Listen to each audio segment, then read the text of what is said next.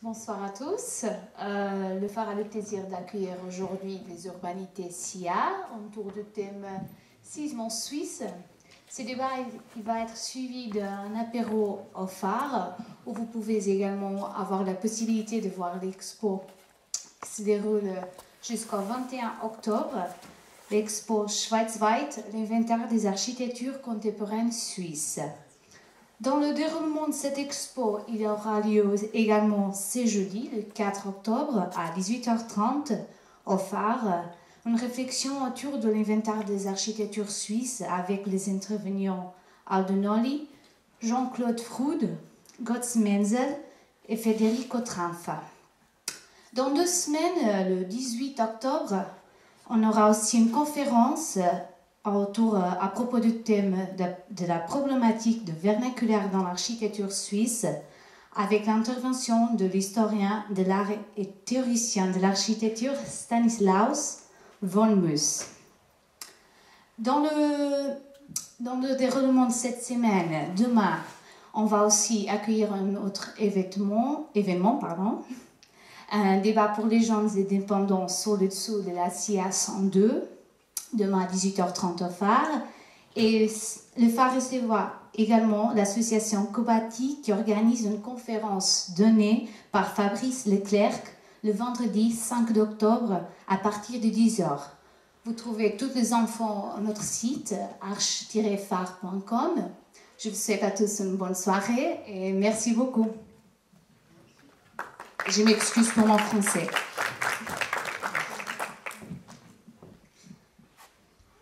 Mesdames et messieurs, bonsoir.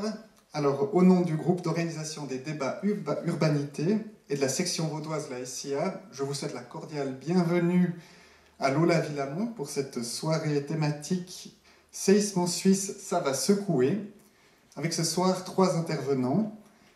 Dans l'ordre alphabétique et non de passage, M. Marc Chauffet, M. Blaise Duvernay et M. Pierino Lestuzzi. Je ferai les présentations au démarrage de chaque présentation. Comme à son habitude, une discussion-débat suivra les exposés. J'aurai le plaisir de co-animer le débat avec Francine Wegmüller du bureau Weinmann Energie SA. Et pour clôturer la soirée, comme cela a été dit, je vous invite à rejoindre le phare en bas du chemin de Villamont pour un apéritif et la découverte de l'exposition Schweizweit. Avant d'entrer dans le vif du sujet de la soirée, quelques mots au sujet des actions menées par la SIA Section Vaud. Ces actions, menées à l'interne ou en collaboration avec des partenaires externes, visent à promouvoir les professions d'architectes et d'ingénieurs, à défendre les intérêts des membres de la SIA et à stimuler l'intérêt du public pour un patrimoine bâti durable et de qualité élevée. Ces actions comprennent notamment des visites architecturales et de chantiers, une participation active à des manifestations grand public telles que le salon Habitat et Jardin, des permanences accessibles aux maîtres d'ouvrage privés tous les jeudis au secrétariat de la SIA, ainsi que des événements destinés à la jeune génération afin de susciter, nous l'espérons, des nouvelles vocations.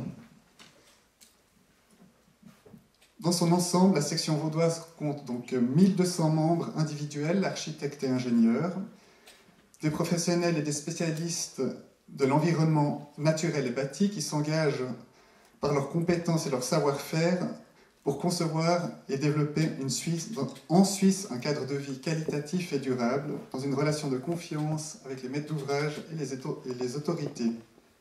Au plan national, avec sa collection de normes prégnantes et largement appliquées, la SIA est à l'origine des règles nationales reconnues et incontournables pour l'art de bâtir en Suisse. Et c'est justement à l'occasion d'une nouvelle publication qui touche au domaine parasismique que le thème de la soirée a été choisi.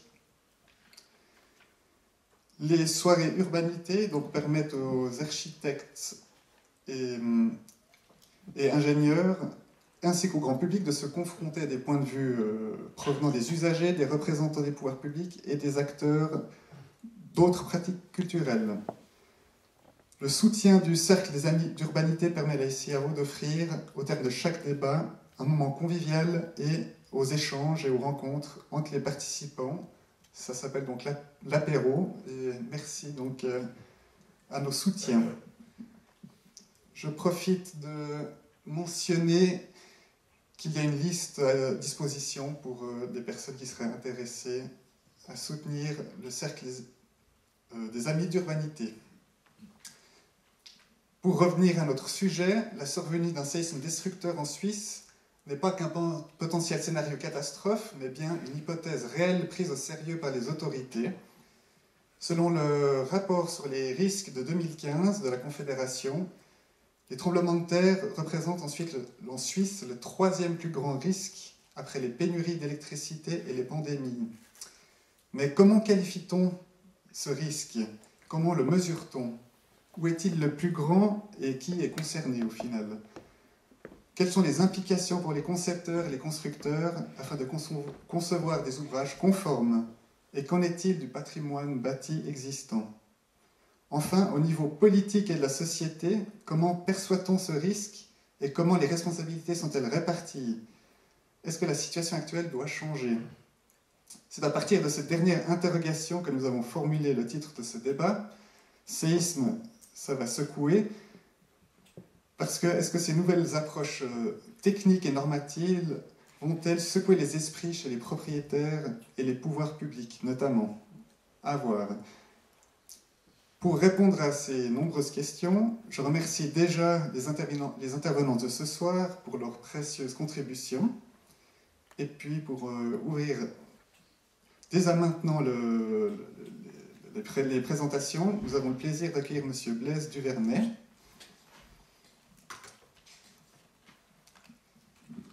Donc, M. Blaise Duvernay est chef de la centrale de coordination pour la mitigation des séismes à l'Office fédéral de l'environnement, où il travaille depuis 2002. Auparavant, il a travaillé dans divers bureaux dans le secteur privé, en Suisse et aux États-Unis, notamment chez Caracas et Français à Lausanne. Il possède un diplôme d'ingénieur civil de l'EPFL et un master de l'Université de Stanford, Californie, dans le domaine de la géotechnique et de la gestion des risques. Donc j'ai le plaisir de passer la parole à M. Duvernay pour l'introduction à cette thématique. Merci beaucoup. Bonsoir à tous, merci infiniment pour l'invitation. Merci beaucoup. Je commence par présenter ma petite équipe de l'Office fédéral de l'environnement. Donc vous voyez, on est une immense équipe à s'occuper de la problématique de la réduction du risque sismique en Suisse. Ce nombre est assez significatif en fait de la distribution des responsabilités concernant ce thème en Suisse. Il faut savoir que la Confédération a relativement peu de prérogatives. Il n'y a pas de mention des séismes dans la Constitution fédérale, il n'y a pas de loi fédérale concernant les séismes. Les responsabilités se trouvent principalement au niveau des cantons, en ce qui concerne les lois sur les constructions et en ce qui concerne la réaction suite à un événement. Il y a aussi beaucoup de responsabilités privées, vous le savez, en tant qu'auteur de projet.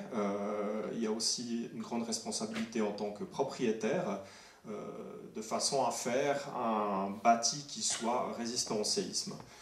La Confédération, elle a principalement un rôle à jouer en tant que propriétaire. Elle est propriétaire d'un grand parc immobilier d'environ 10 000 bâtiments. Et c'est le rôle de notre équipe ici de faire une sorte d'assurance qualité dans ce parc immobilier pour que les prescriptions des normes soient appliquées correctement.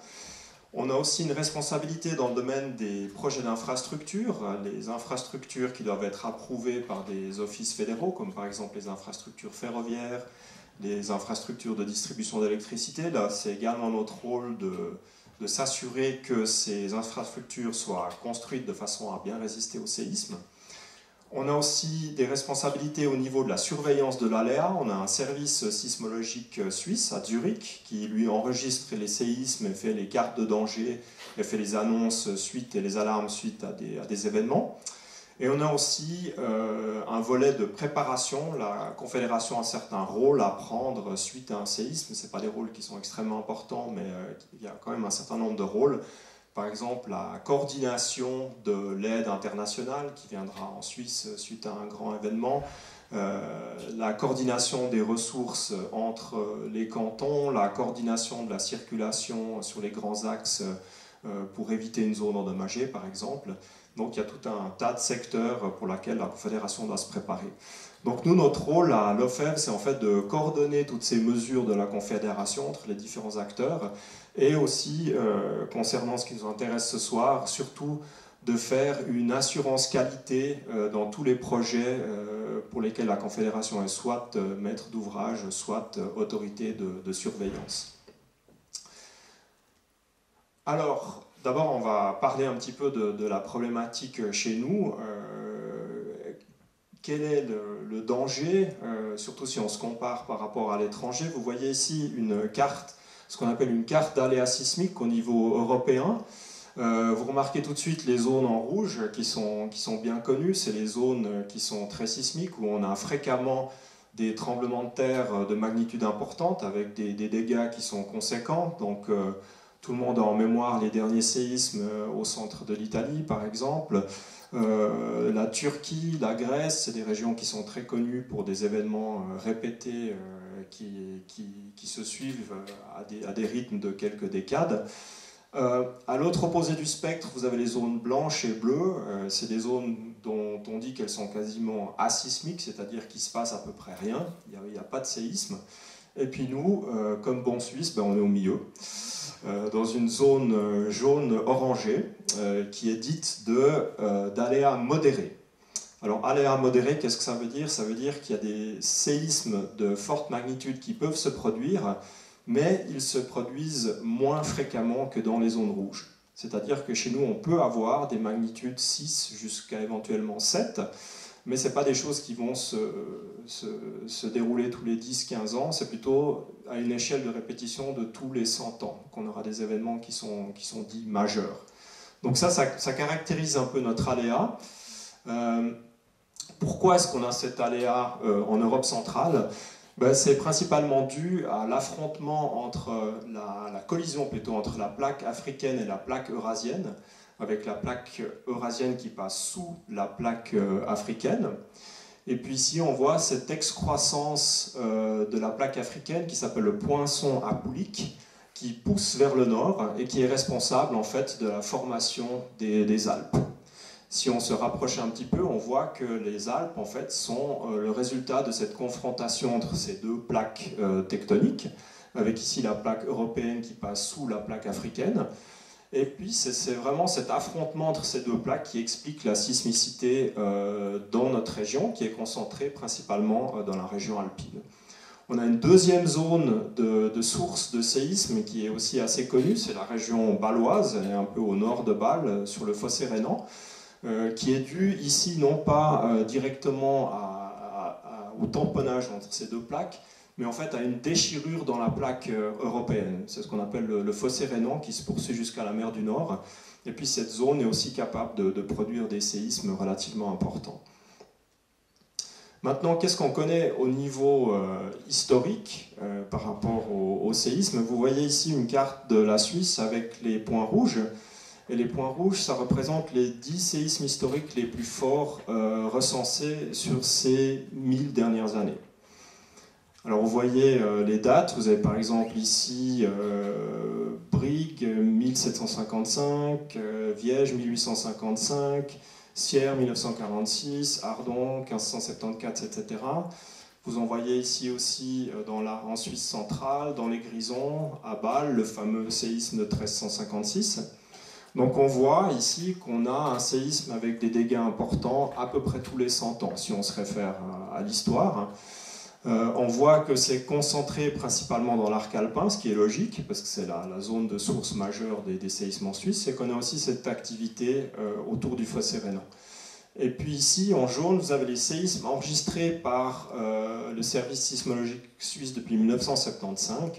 C'est la date d'introduction d'appareils modernes pour mesurer les épicentres des séismes. Et on voit cette activité aussi qui est la plus diffuse, mais avec une concentration également dans l'arc alpin, autour de la zone de Bâle, mais on voit aussi que c'est actif sur le plateau. Si On se réfère aux derniers événements qui ont eu lieu. Vous voyez ici quelques images de dégâts lors du dernier séisme de magnitude environ 6 en Valais, dans la région de Sion-Sierre, avec des dégâts typiques qu'on peut observer sur des bâtiments en maçonnerie. On a beaucoup de ce type de bâtiments en maçonnerie avec des planchers bois dans nos centres-villes, et ça c'est typiquement les dégâts qu'on observe structuraux après un séisme. Et puis le dernier séisme qui a fait des dégâts en Suisse, des dégâts qui sont plus que des dégâts très légers, c'est le séisme de Cairns dans le canton d'Obwald en 1964 avec une magnitude de 5,3. Et puis avec ici des dégâts typiques aussi sur des fissures dans les murs en maçonnerie, sur des vieux bâtiments en maçonnerie. Qu'est-ce qu'on peut dire sur nos bâtiments en Suisse? C'est un peu un mix. On a des bâtiments qui sont très robustes parce qu'ils ont été conçus, a priori, pour résister à des forces de secousses horizontales générées par des séismes. Vous voyez ici sur ce bâtiment moderne de l'EPFZ, vous avez des très beaux murs de refend qui sont là pour stabiliser le bâtiment. Le bâtiment a été conçu pour ça. Vous voyez ici un bâtiment d'habitation en maçonnerie des années 60. Forcément, il n'a pas été dimensionné spécifiquement pour les séismes, mais il a une structure porteuse ici avec des murs de refend très réguliers, bien distribués sur le bâtiment, qui font que ce bâtiment a une certaine résistance vis-à-vis des séismes et a une vulnérabilité qui n'est pas très élevée. Mais on a également en Suisse des bâtiments qui sont très fragiles. On en a des modernes, des anciens, et vous voyez ici deux photos de bâtiments avec le dégât, le défaut le plus flagrant qu'on peut observer sur des bâtiments. Est-ce que quelqu'un sait comment s'appelle ce défaut? Soft story, exactement, merci. C'est ce qu'on appelle l'étage souple. L'étage souple, c'est quand en fait tous les murs porteurs, les éléments rigidificateurs du bâtiment sont interrompus au niveau du rez-de-chaussée. La raison principale, en général, c'est parce qu'on veut avoir des parkings ou on veut avoir des surfaces commerciales avec les plus grandes vitres possibles pour exposer ce qu'on veut vendre à l'intérieur. Et puis, cette interruption ici de système de refend, de système de rigidification est un défaut extrêmement grave vis-à-vis des séismes. On voit souvent des bâtiments effondrés qui se sont effondrés sur leur rez-de-chaussée parce que ces rez-de-chaussée n'avaient pas du tout d'éléments stabilisateurs. Donc en Suisse, on a des bâtiments modernes très bons, des bâtiments modernes mauvais, de moins en moins parce que les normes sont de mieux en mieux appliquées. Et on a également des bâtiments anciens qui n'ont pas été dimensionnés mais qui ont intrinsèquement une bonne résistance, mais aussi pas mal de bâtiments anciens qui ont une certaine vulnérabilité, voire une sécurité vraiment largement insuffisante. Voilà, jusqu'ici c'est relativement théorique, mais qu'est-ce qui pourrait se passer en fait si ces événements historiques venaient à se reproduire en Suisse? Qu'est-ce que ça voudrait dire en termes de conséquences, de pertes? Alors, je vous ai représenté ici 3 événements caractéristiques. Un petit magnitude 5 dans la région d'Yverdon. Magnitude 5, c'est typique de quelque chose qui pourrait se reproduire tous les 30 à 50 ans en Suisse, statistiquement parlant. Ça peut vraiment se produire n'importe où. Ici, on n'a pas placé cet épicentre par hasard. Il y a eu un magnitude 5 en 1846, sauf erreur, dans la région d'Yverdon. Et pour ce genre d'événement, on voit que la zone impactée, avec ici en rouge la zone de dégâts principale, où on aura des forts dégâts au bâtiment, voire des effondrements, elle est très restreinte au niveau géographique. Et puis la zone secondaire, où on a des dégâts légers à moyens, est aussi relativement concentrée au niveau géographique. Et puis là, on voit qu'est-ce que ça voudrait dire en ordre de grandeur, un tel séisme. Quelques victimes, pas du tout, voire quelques-unes. Grosso modo, quelques milliers de bâtiments endommagés, donc c'est déjà quand même conséquent en termes de nombre. Et puis des dégâts mobiliers et immobiliers qui atteignent déjà plusieurs centaines de millions de francs à éventuellement un peu plus que 1 milliard. Donc un petit magnitude 5, s'il est placé près d'une localité, a déjà le potentiel pour faire des dégâts qui sont vraiment significatifs. Ensuite, si on monte un peu, on prend un magnitude 6, qui est vraiment le séisme typique qu'on peut attendre tous les 100 ans en Suisse, historiquement parlant. Ici, on le replace sur son épicentre de 1946. Et on voit qu'est-ce que ça voudrait dire aujourd'hui. L'extension géographique, on voit que ça va concerner principalement un canton, le canton du Valais, peut-être un petit peu le canton de Vaud, le canton de Fribourg également, mais plutôt dans des zones moins impactées. Et là, on parle déjà de plusieurs dizaines de victimes, des bâtiments endommagés, un nombre qui sera 10 000, voire supérieur à 10 000, les sans-abri à peu près le même ordre de grandeur aussi, et puis là, on est déjà dans les milliards en termes de dégâts financiers pour le mobilier et l'immobilier. Donc c'est très très très substantiel. Et puis après, si on prend ce qu'on appelle en Suisse un peu notre worst case, c'est-à-dire une répétition du séisme de 1356 à Bâle avec une magnitude de 6,5 à peu près.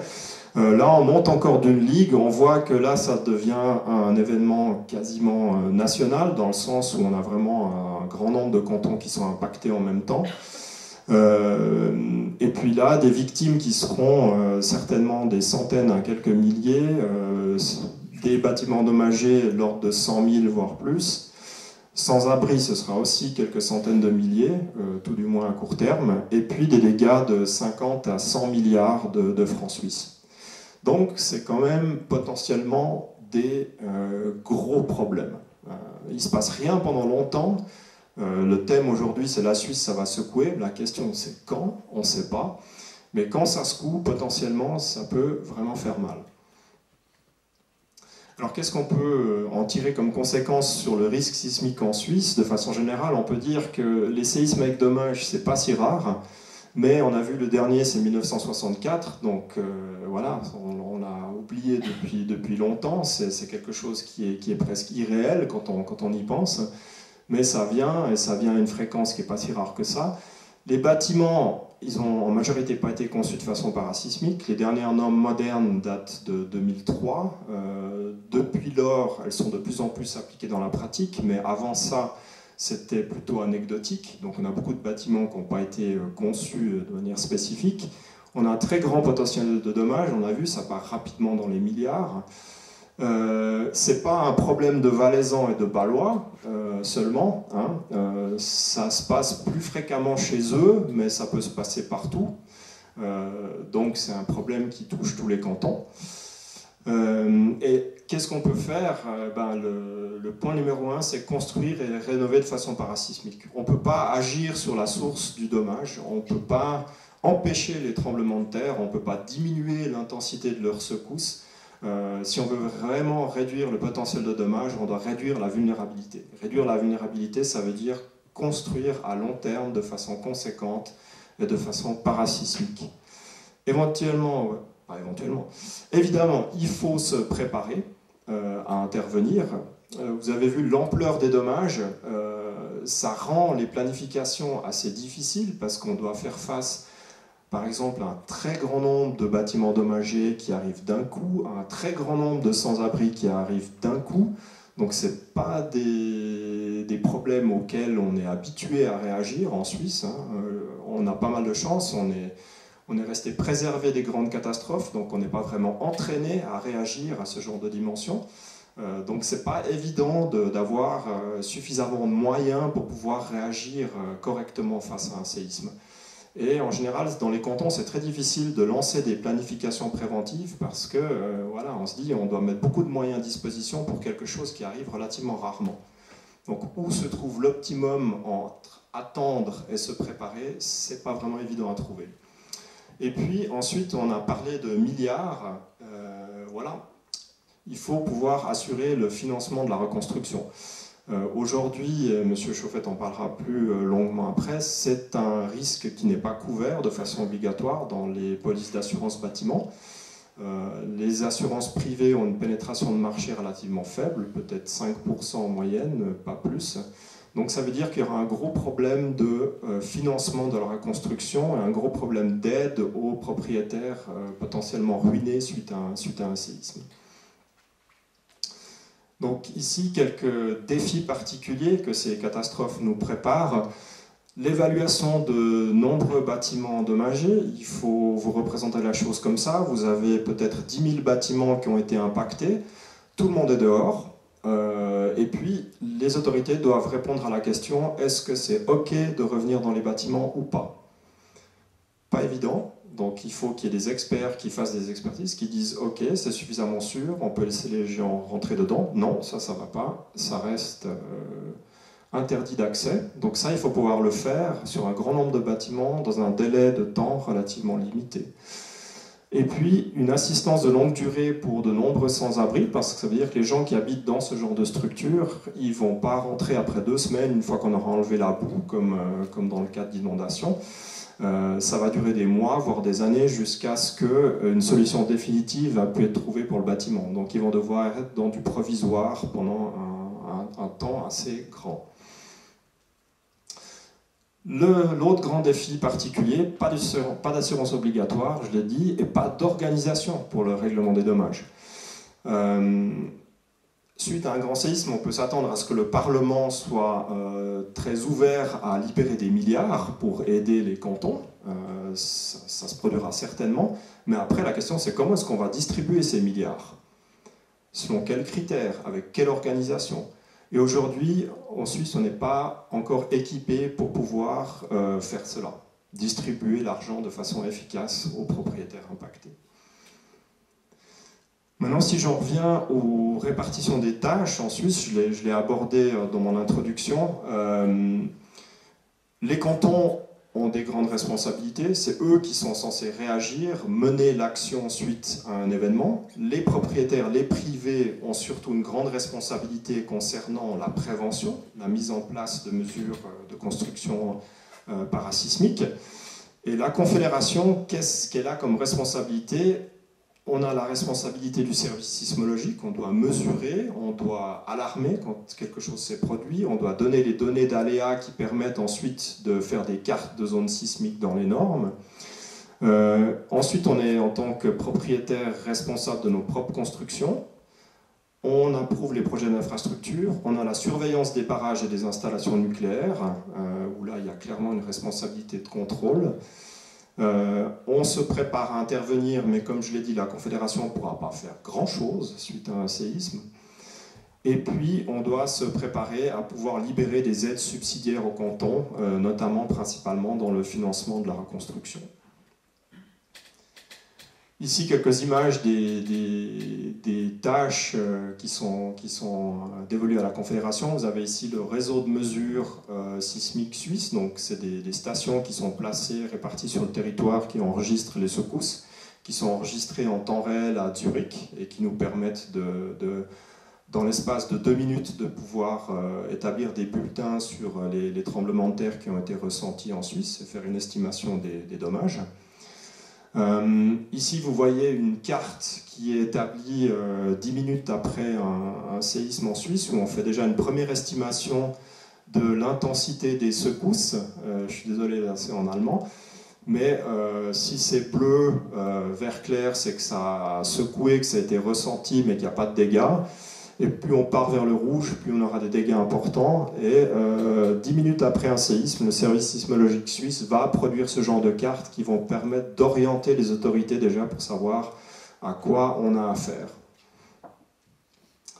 Les données du service sismologique suisse, donc les fameuses cartes d'aléas qui montrent que, voilà, effectivement, en Valais, dans les Alpes et à Bâle, l'aléa est un peu plus élevé que sur le plateau Tessin. Ces informations permettent ensuite d'établir des cartes de zones sismiques dans les normes de construction que vous connaissez tous, je pense très bien, et qui permettent ensuite de faire le dimensionnement des structures. Et il faut savoir qu'entre la zone 1, la plus faible, et la zone 3, la plus élevée, il y a un facteur 3. C'est-à-dire qu'en Valais, vous allez dimensionner un bâtiment pour 3 fois plus d'efforts sismiques que sur le plateau.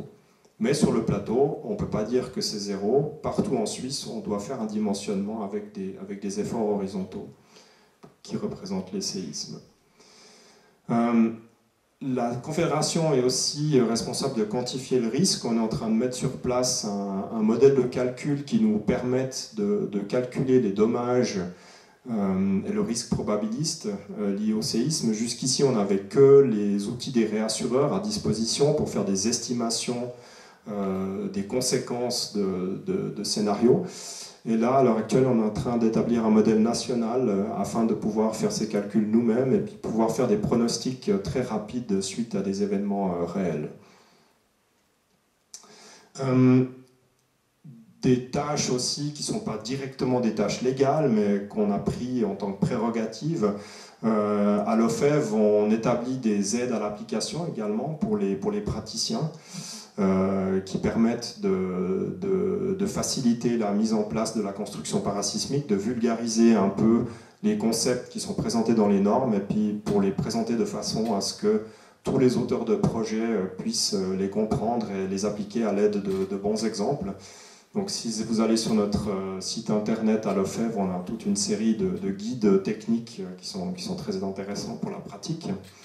Et puis nos collègues de l'Office fédéral de la protection de la population ont aussi établi un manuel pour l'évaluation des bâtiments après un tremblement de terre, une méthodologie qui permettrait de juger si les bâtiments sont habitables ou pas. Donc ça, c'est aussi une tâche de la Confédération d'essayer de mettre à disposition des bases méthodologiques pour la pratique. On établit aussi des cartes de sol de fondation. En fait, c'est les cantons qui les établissent, mais la Confédération soutient ces efforts. Et ça permet aux ingénieurs de rapidement définir sur quelle classe de sol de fondation ils se trouvent. Il y en a 6 dans la norme, et ça leur permet de rapidement pouvoir calculer les efforts sismiques, surtout en étape de prédimensionnement, sans avoir encore à disposition une étude géotechnique, par exemple. Il y a à l'heure actuelle 15 cantons qui ont fait ces études, ces classes de sol de fondation. Le canton de Vaud est un de ces cantons qui a mis à disposition cette base pour les projeteurs. Alors nos mesures en tant que propriétaires, ici quelques exemples. Donc ça, c'est tous des bâtiments de la Confédération. Et puis pour chaque projet immobilier, on a des procédures standards de contrôle, c'est-à-dire qu'on demande à l'ingénieur un rapport de prédimensionnement ou un rapport de vérification. On le fait vérifier par un expert mandaté, de façon à être sûr que les prescriptions des normes soient bien appliquées et de façon à ce qu'on ait quelque chose de documenté aussi pour le bâtiment. Donc on établit vraiment une assurance qualité pour nos projets immobiliers. La même chose va pour les ponts des routes nationales et les projets des routes nationales, où il y a aussi des contrôles assez sévères sur l'exécution des projets. Ici, un exemple de mesures qui sont forcées, entre guillemets, par des directives fédérales. Ça, vous voyez, ces gros transformateurs qui sont en fait des nœuds dans les systèmes de distribution d'électricité. Et puis, c'est intéressant de savoir qu'à l'état sans conception parasismique, c'est des énormes machins qui sont juste posés sur 4 petits trous. Donc, ça ne demande pas beaucoup d'imagination de savoir ce qui va se passer lorsqu'on secoue ces mastodontes. Donc, depuis quelques années, à l'aide des directives fédérales, on voit que ces instruments maintenant sont équipés avec des renforts de manière à les stabiliser en cas de séisme. Donc ça, c'est un peu les effets concrets de ce que la Confédération exige dans la pratique, de façon à rendre ces infrastructures plus robustes en cas de secousse. Les barrages, ici, un des rares exemples de barrage qui a nécessité un confortement, c'est le barrage des Toules en Valais, pour lequel la sécurité sismique avait été jugée insuffisante. Je vous rassure, pour la plupart des autres barrages, la sécurité est suffisante. Plan de préparation, j'en ai déjà parlé avant, et puis la Confédération est aussi active dans la reconstruction à l'étranger. Les projets qui sont qui sont financés par l'aide humanitaire, on fait attention à ce que ce qui soit reconstruit à l'étranger soit aussi parasismique pour que les gens soient protégés, qu'on ne finance pas des bâtiments qui leur tombent sur la figure quand ça secoue de nouveau. Voilà pour le petit aperçu sur le risque et les mesures de la Confédération. Merci.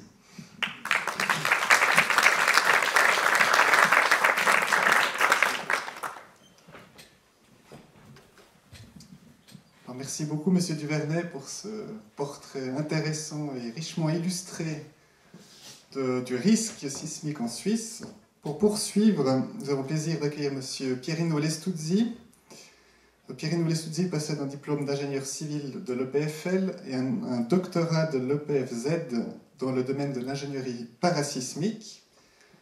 M. Lestuzzi partage son temps entre une activité d'enseignement et de recherche à l'École politique fédérale de Lausanne et une activité pratique dans le secteur privé, dans le bureau conseil Résonance, où il est directeur adjoint.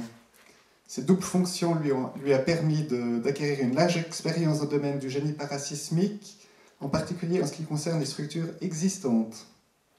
Par ailleurs, il est l'auteur de plusieurs livres dans le domaine du génie parasismique et est engagé à divers titres dans les associations professionnelles, notamment comme président de la commission de la norme SIA 261, Action sur les structures porteuses. À ce titre, je profite de présenter très brièvement un projet de la SIA auquel M. Lestuzzi a contribué.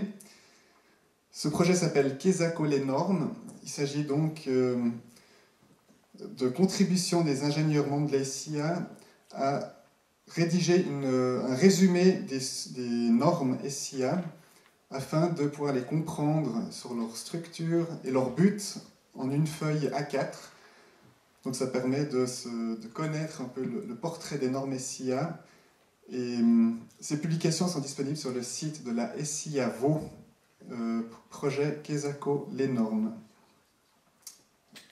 Cette publication, enfin, un exemple sera disponible, justement un exemple sur la maintenance des structures porteuses, action notamment parasismique, est disponible et en cours de distribution.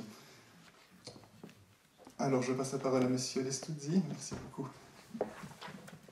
Merci, Vincent Lenoir. Dans l'exposé, après les aspects plutôt administratifs au niveau de la Confédération, on va regarder maintenant plutôt les aspects techniques au niveau du dimensionnement des bâtiments neufs et de l'évaluation des bâtiments existants. On pourrait imaginer que finalement, puisque comme l'a dit tout à l'heure Vincent Lenoir, les normes SIA sont des normes qui sont à la pointe, on a tout dans les normes SIA, on devrait ne pas avoir de problème au point de vue sismique. On verra que c'est pas si simple, et en particulier, Blaise Duvernay l'a dit tout à l'heure, au niveau des bâtiments existants, on a encore beaucoup de travail. Donc pour poser un peu le problème, il faut bien se rendre compte qu'en cas de séisme, ce ne sont pas les séismes eux-mêmes qui vont créer des dégâts et surtout des victimes, ce sont les bâtiments qui s'effondrent sur leurs occupants. Ici, vous avez une rue, avant le séisme dans la ville d'Amatrice, au centre de l'Italie, et puis vous avez le résultat après coup. Donc après le séisme, eh bien, il n'y a quasiment plus rien qui est debout. Seul ce bâtiment-là est resté, et ce n'est pas sur celui-ci qu'on aurait pu parier a priori, ce n'est pas celui qui semblait être le moins vulnérable. Donc c'est vraiment au niveau des bâtiments, ça donne un peu la responsabilité des constructeurs, ce sont les bâtiments qui vont créer les victimes.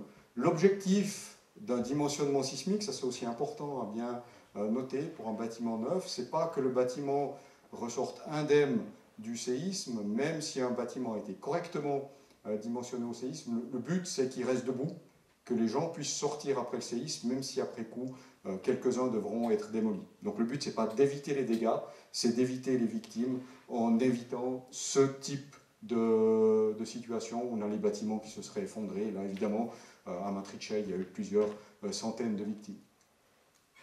L'action sismique, alors Blaise a expliqué l'origine des séismes, la tectonique des plaques. Ici, l'action sismique part en fait de la Terre. Il y a une rupture qui se fait au niveau de la croûte terrestre, et puis ce sont des ondes qui vont se propager à l'intérieur du sol, et puis qui vont ensuite engendrer des sollicitations, des excitations au niveau des bâtiments.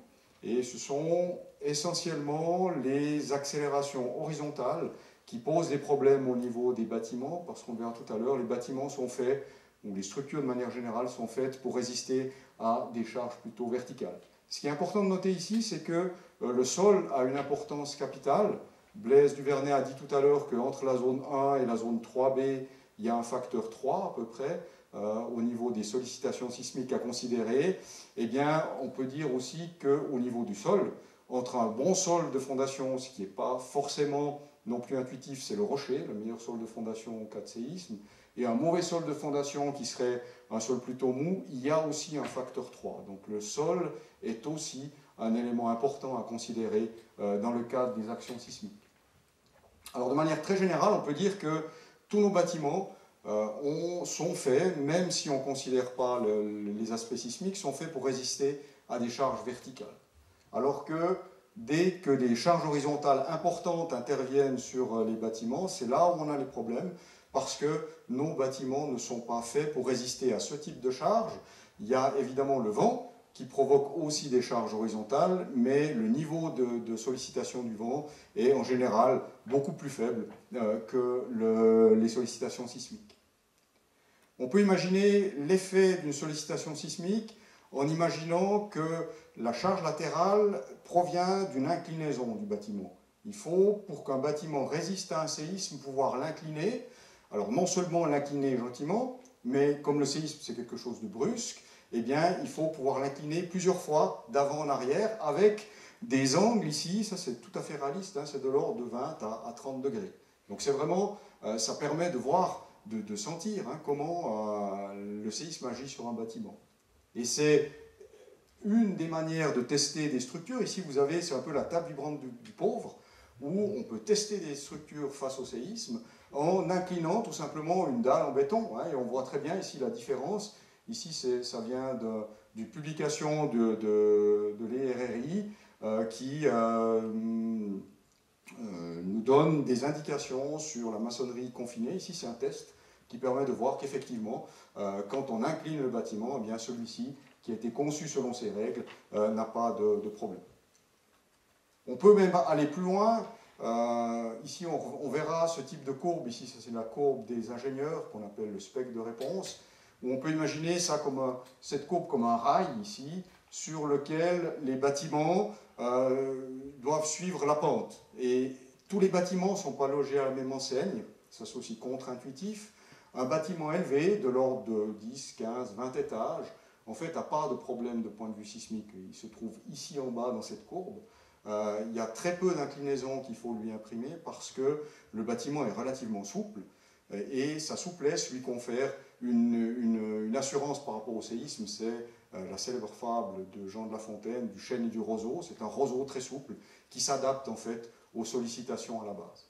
Alors que des bâtiments moins élevés, de l'ordre de 4, 5, 6 étages, se trouvent plutôt dans le haut de la courbe, c'est-à-dire que ces bâtiments-là vont subir de plein fouet les sollicitations sismiques et il faudrait pouvoir les incliner avec un angle plus important pour qu'ils résistent au séisme. Donc le gros problème des bâtiments, Blaise Duvernay l'a dit tout à l'heure, hein, en particulier dans notre parc immobilier existant, ce n'est pas les bâtiments élevés, on n'a pas beaucoup, mais ceux-ci ne posent pas de problème. Ce n'est pas les villas de 1 à 2 étages parce qu'il y a une résistance intrinsèque suffisante, c'est les bâtiments en 3, 5, 6, 7 étages, ce sont les bâtiments les plus dangereux du point de vue sismique et c'est l'essentiel de la substance bâtie de nos villes. Juste pour donner un exemple, la tour de Pise, hein, que tout le monde connaît, qui a subi des renforcements hein, pour stabiliser en fait son inclinaison, c'est que 5 degrés. Hein. Donc l'inclinaison de la tour de Pise, c'est qu'un petit séisme. Pour qu'un bâtiment puisse résister à un séisme important, il faut beaucoup plus que la tour de Pise. Pour ceux qui sont allés voir sur place, hein, c'est déjà impressionnant. Il faut s'imaginer que c'est beaucoup plus, 2 à 3 fois plus pour un bâtiment. Alors les bâtiments neufs, en fait, on connaît la recette. Pour les bâtiments neufs, on va en fait travailler essentiellement sur la conception du bâtiment. Il n'y a pas beaucoup de calculs. En fait, les calculs sont surtout pour rassurer l'ingénieur, mais au niveau du comportement du bâtiment, il n'y a pas grand-chose à faire. Ce qu'il faut, c'est surtout assurer une régularité. Il faut des éléments continus, de haut en bas, dans les deux directions du bâtiment. On a dit tout à l'heure que c'était les charges horizontales, les efforts horizontaux qui étaient importants dans le cadre sismique. Donc pour y résister, il faut des éléments verticaux. Ça peut être des refends, des voiles en béton armé, ou bien alors des contreventements en acier. Ici, c'est plutôt des voiles qui ont été mis en évidence. Avec ça, même sans calcul, ça tient. Il faut vraiment assurer ce type de configuration, et c'est très simple. Et ça laisse aussi, souvent les architectes ont un peu de réticence à prendre en compte au départ, en tout cas, les aspects sismiques, parce qu'ils pensent avoir des problèmes au niveau de leur liberté, ce n'est pas le cas. C'est pas le cas. Il nous faut juste quelques éléments continus de haut en bas et tout le reste peut être libre pour assurer un bon comportement sismique. Ce qu'il faut éviter, c'est ce qu'on a vu tout à l'heure, une des configurations traditionnelles, c'est le soft story, hein, comme Blaise Duvernay l'a dit tout à l'heure. Interruption des éléments à un étage, en général au rez-de-chaussée, ça c'est rédhibitoire. Les dégâts sismiques le montrent, il y a toujours un grand nombre de bâtiments qui subissent ce dégât dans les séismes. Un autre élément important, c'est l'interruption des éléments, même si on a de haut en bas des éléments verticaux, il ne faut surtout pas les interrompre ou les décaler dans les étages. Hein, même si statiquement, par calcul, on peut montrer qu'on peut faire migrer les efforts en dynamique, dans le cas du séisme, ça ne va pas marcher. Et les dégâts vont se concentrer justement dans les zones de transfert. Ici, c'est pour symboliser la torsion, ne pas omettre en fait un élément sur une des faces qui va engendrer une torsion sur le bâtiment, bien que cette règle-là, elle peut facilement être prise en compte, on peut passer par-dessus en surdimensionnant en fait, les deux éléments transversaux. Donc, finalement, pour les bâtiments neufs, c'est très simple. Il faut prendre la règle d'or, la régularité, avoir des éléments continus de haut en bas, en quantité suffisante, évidemment, il n'y a pas besoin de beaucoup, et le problème est résolu. Donc, tout se joue au niveau de la conception. Alors voilà un exemple qu'on pourrait trouver d'un premier jet du projet, hein, très mauvais, parce qu'on se rend compte qu'en élévation, ici on a des interruptions, ici on a un voile qui est remplacé par des poteaux, hein, ce qui arrive souvent. Ici, le noyau est complètement ajouré, donc le transfert des efforts va se faire de manière chaotique au niveau de cet élément-là. Et puis en plan, on voit aussi qu'on a des éléments en L. Ces éléments-là ne sont pas bons du point de vue de leur comportement plastique, donc il faut éviter d'avoir des sections en L. Et puis ici, on a un grand élément qui est lié au noyau. Donc ça, c'est du point de vue sismique, c'est pas bon. C'est vraiment pas bon. Le comportement de ce bâtiment sera catastrophique, même en investissant beaucoup au niveau calcul. Alors c'est très simple, finalement, d'aller avec la même structure, avec la même configuration, vers un bon comportement. Il suffit simplement d'avoir des éléments continus de haut en bas, bien disposés au niveau du plan, hein, pour qu'ils soient plutôt sur l'extérieur plutôt à la périphérie, pardon, de manière à avoir une grande résistance à la torsion. Et puis tout le reste peut être libre, en particulier ici on peut imaginer que le noyau peut être en briques, par exemple, en maçonnerie, et ne pas participer à la résistance sismique. Là, c'est le jour et la nuit, hein, au niveau du comportement sismique, et au niveau de l'utilisation du bâtiment, probablement que ce bâtiment-là est même plus sain du point de vue de son utilisation, donc ça peut rassurer les architectes que leur liberté ne sera pas entravée par les prescriptions sismiques. Donc, en fait, c'est de la prévention. Hein. On fait de la prévention au niveau sismique en utilisant les règles de conception. Et comme l'a dit Blaise tout à l'heure, Blaise Duvernay, finalement, on ne sait pas quand interviendra le prochain séisme, on sait qu'il y en aura un, on ne sait pas où. Donc on ne peut pas sélectionner des régions ou des bâtiments particuliers à renforcer, il faut le faire de manière très large sur tous les bâtiments. Et on voit que pour un bâtiment neuf, finalement, c'est une opération très simple qui peut se faire en collaboration avec un ingénieur dès les premières esquisses du projet. Et cerise sur le gâteau, ça ne coûte rien, hein, ça ne coûte rien du tout. Au plus, on parle souvent de 1% du gros œuvre, mais c'est vraiment le maximum que peut coûter un dimensionnement parasismique. Au niveau des normes, c'est là où ça se complique un peu, c'est que dans les normes SIA, jusqu'en 1989, il n'y avait rien du tout. Donc on ne parlait pas de séisme, hein, ça c'est un point important, il n'y avait pas de notion sismique. En 1989, il y a eu une première version qui, si elle avait été suivie, aurait donné une certaine résistance, aurait amoindri la vulnérabilité du bâtiment. On sait que ça n'a pas été le cas, on sait que c'est plutôt rare. Et en 2003, il y a les normes SIA 260 et suivantes qui sont sorties, qui, elles, contiennent les bonnes prescriptions et qu'il faut aussi suivre hein, pour pouvoir justement assurer la sécurité sismique. On sait aussi que bientôt, on espère tous pas trop tôt, que finalement les eurocodes seront valables sur le territoire suisse, hein, même si on ne fait pas partie de la communauté. Ce sont des contrats internationaux qui nous obligent en fait à accepter les normes, les eurocodes sur le territoire suisse. Les normes SIA sont relativement proches des Eurocodes, donc on est déjà compatible avec les Eurocodes. Si on regarde les bâtiments existants, c'est là où réside le cœur du problème, puisque la grande majorité, si on classe les bâtiments en fonction de leur année de construction, on voit que la grande majorité, 80-90% des bâtiments, ont été construits avant l'introduction des normes sismiques. Donc, très clairement, le bâti existant est potentiellement vulnérable du point de vue sismique. Ici, vous avez juste un petit schéma qui montre ici la force latérale qu'il faut considérer à travers les normes. Ici, jusqu'en 1989, c'était que le vent. Et puis, ici, vous avez la première norme qui donne une certaine force latérale, alors que les normes de 2003, hein, c'est ce trait rouge, ce carré rouge. Donc on voit qu'en plus, on a pris conscience des problèmes sismiques et qu'il faut considérer des efforts qui sont beaucoup plus grands que ceux qui ont été pris en compte de manière naturelle, entre guillemets, dans la construction des bâtiments. Pour fixer les idées, pour un bâtiment existant, on peut imaginer alors, un bâtiment d'exemple qui est fictif. On aura un bâtiment en béton armé qui serait bien conçu, avec une certaine masse. Disons que le bâtiment se trouve ici en zone 3B, en Sion, dans un sol de fondation normale. Et puis on a les différents éléments. J'ai mis les chiffres, mais ce n'est pas très important. Il y a 300 tonnes par étage. Et puis on a une armature à disposition ici, qui évidemment dans les bâtiments existants, eh bien souvent l'armature est faible, est trop faible par rapport aux efforts qu'on doit considérer. Donc ça c'est un exemple d'armature qui est déjà relativement important, mais qu'on pourrait rencontrer dans un tel bâtiment.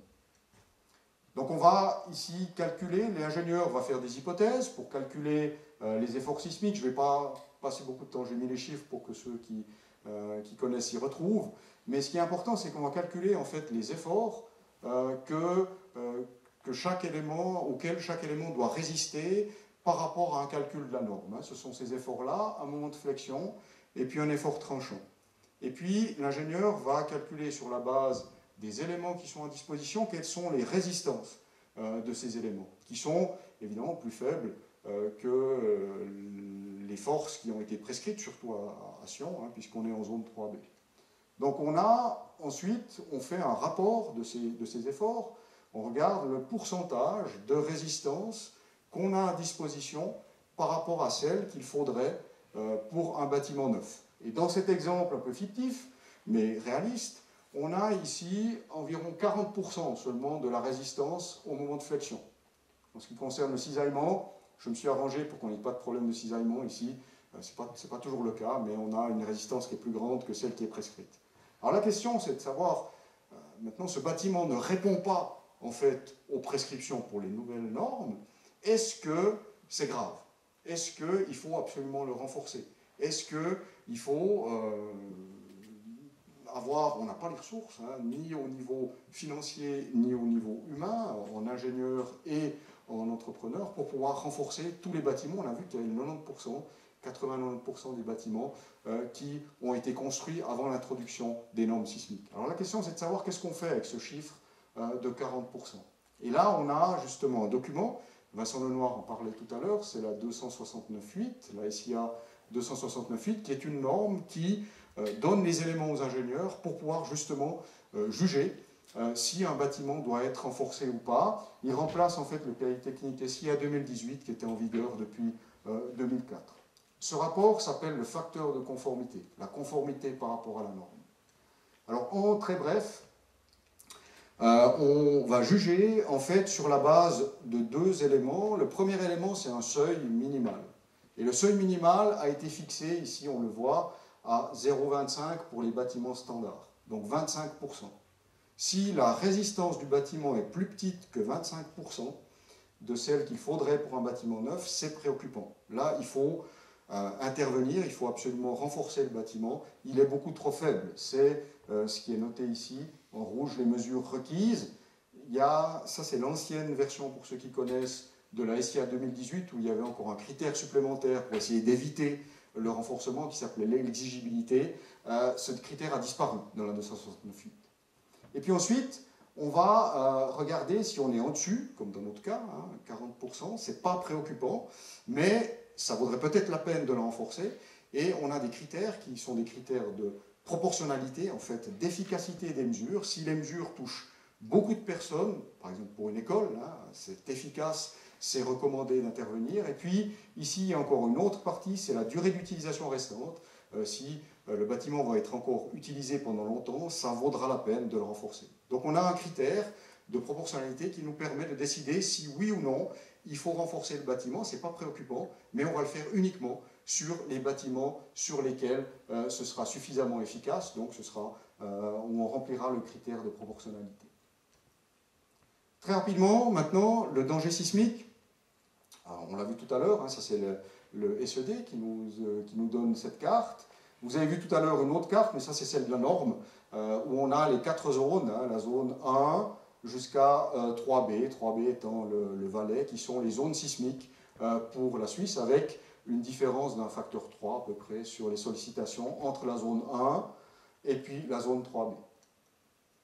Alors, en plus de ce que Blaise Duvernay a donné tout à l'heure, des cartes de sol de fondation, on a aussi à disposition des outils qui sont plus précis et qu'on appelle des cartes de microzonage. Vous avez l'exemple ici de Lausanne.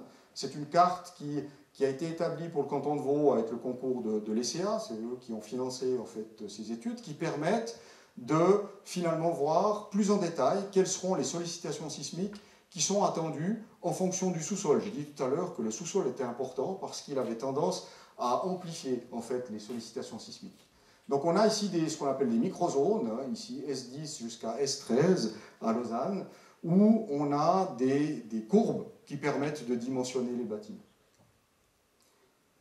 Alors il y a, justement, j'aimerais terminer sur ce qui va se passer dans le futur, il y a justement le fait que le service sismologique suisse a proposé en 2015 une révision de l'aléa, c'est-à-dire du danger des courbes qui sont valables pour le rocher. Pour l'instant, dans la commission de la norme, on travaille avec Blaise Duvernay sur ce point-là, c'est lui qui dirige le groupe de travail, on a décidé de ne rien changer au niveau de la norme. On sait que ça a augmenté, mais on n'a pas suffisamment d'éléments jusqu'à présent pour pouvoir proposer des changements.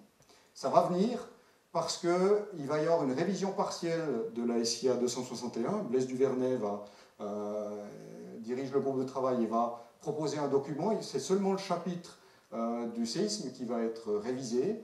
Et en particulier, on va introduire une zone 1B, c'est ce qui est discuté pour l'instant, c'est ce qui va être proposé. Une zone 1B qui concerne essentiellement l'arc lémanique, pour ce qui nous concerne, et où on aura en fait une zone qui sera intermédiaire entre la zone 1 et la zone 2, avec, pour ceux qui connaissent, une accélération de 0,8 mètres par seconde au carré. Et puis, on a aussi réactualisé les microzonages qui sont, dans le canton de Vaud, il y a 6 ou 7 microzonages qui sont à disposition.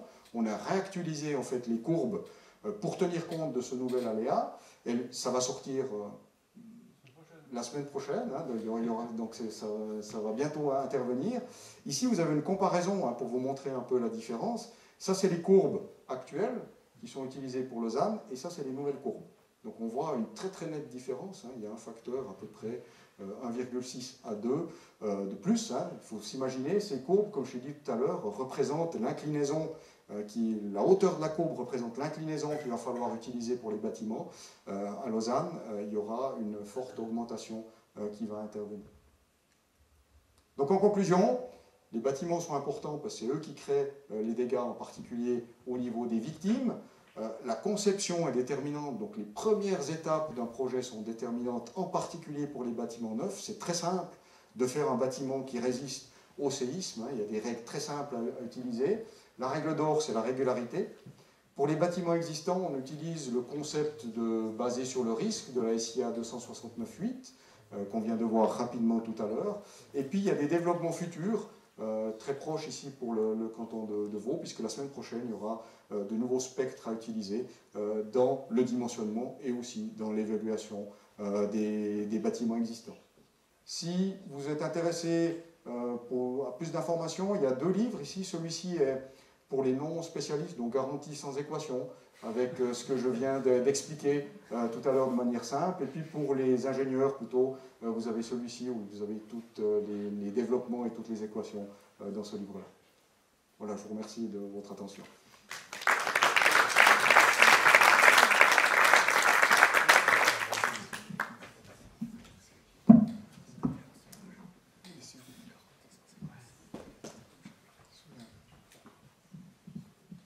Merci beaucoup, Monsieur Lestuzzi, pour cette vulgarisation vraiment passionnante et très bien communiquée. Je profite d'annoncer que peut-être gardez vos questions pour le petit débat qui aura lieu après notre dernière présentation. Gardez tout ceci précieusement en tête. Mais je présente tout d'abord, alors, pour terminer, Monsieur Marc Chauffet. Excusez-moi. Chauffet. Monsieur Chauffet est responsable à l'établissement cantonal d'assurance du canton de Vaud, SCA, de la prévention et éléments naturels depuis 2016. Il y travaille en tant qu'expert aussi, enfin, préalablement en tant qu'expert depuis 2014. Auparavant, il a travaillé au service de l'environnement du canton de Fribourg en tant que collaborateur scientifique, excusez-moi. Il possède un Master of Science de la section Géosciences de l'environnement de l'Université de Lausanne, où il a également tenu un doctorat dans le domaine de l'évaluation des risques naturels.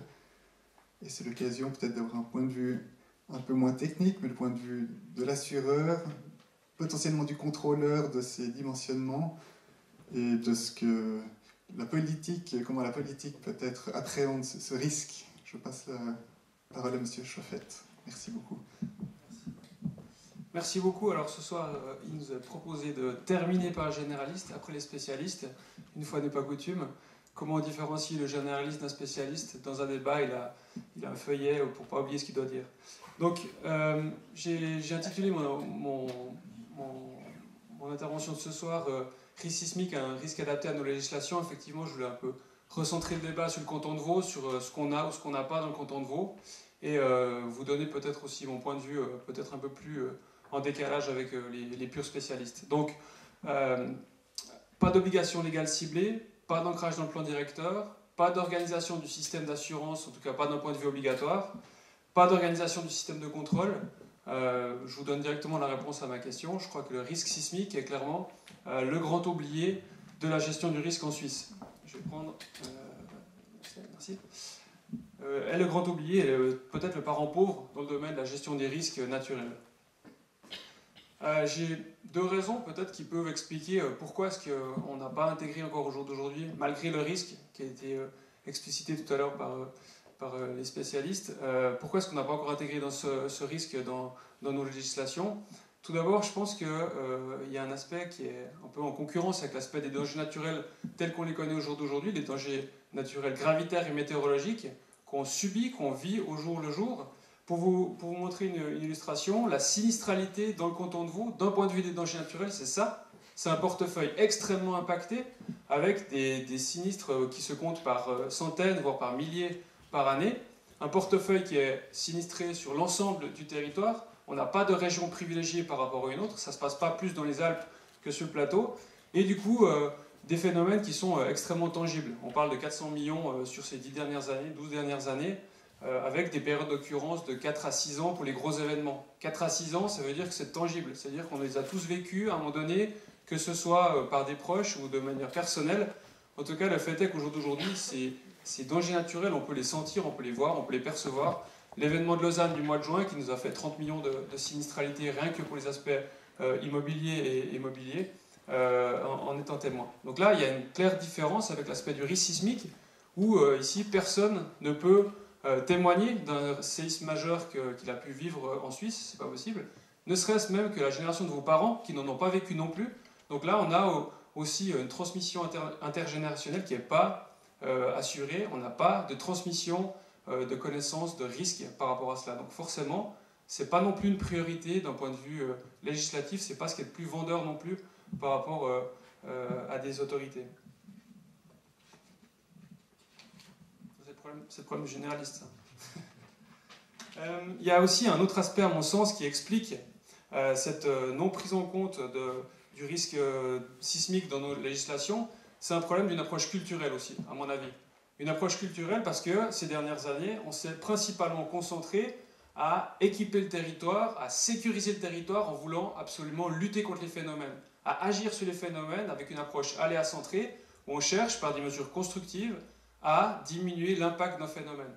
Le problème, c'est que disons que la stratégie adoptée visait à diminuer la fréquence potentielle des dommages tout en maintenant le potentiel de dommages derrière les mesures de protection. Et quand une digue cède ou est sous-dimensionnée ou n'est plus adaptée au risque ou à la menace, le potentiel de dommage derrière la digue demeure. Donc là, forcément, on a eu jusqu'au jour d'aujourd'hui cette approche aléa-centrée qui est finalement une vision très anthropique, ou en tout cas qui est vraiment la vision de l'homme de tout temps, c'est de se protéger contre les effets de la nature pour ne pas les subir, mais sans forcément penser à sa propre vulnérabilité.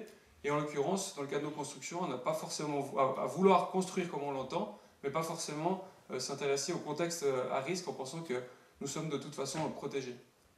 Donc cette approche aléa-centrée a pu mener, l'animation ne marche pas, c'est pas grave, mais à un certain nombre d'aberrations, voire à des impossibilités de mise en œuvre, parce que des fois, les phénomènes, eux, sont trop importants et la temporalité ou la gestion de la période d'occurrence aussi est un problème, ne peut pas être adaptée. On n'a pas de mesures de protection suffisantes pour protéger nos bâtiments dans ce sens-là. Donc là, on a vraiment, à mon avis, un problème de perception culturelle, ou d'approche en tout cas, où jusqu'à jour d'aujourd'hui, ou jusqu'à très récemment, nos politiques de gestion du risque ont cherché à lutter contre le phénomène. Et là, bien sûr, d'un point de vue sismique, si on revient à cette problématique-là, on n'a pas la possibilité d'agir sur le phénomène, donc on n'a pas forcément l'habitude ou le réflexe d'adapter nos bâtiments.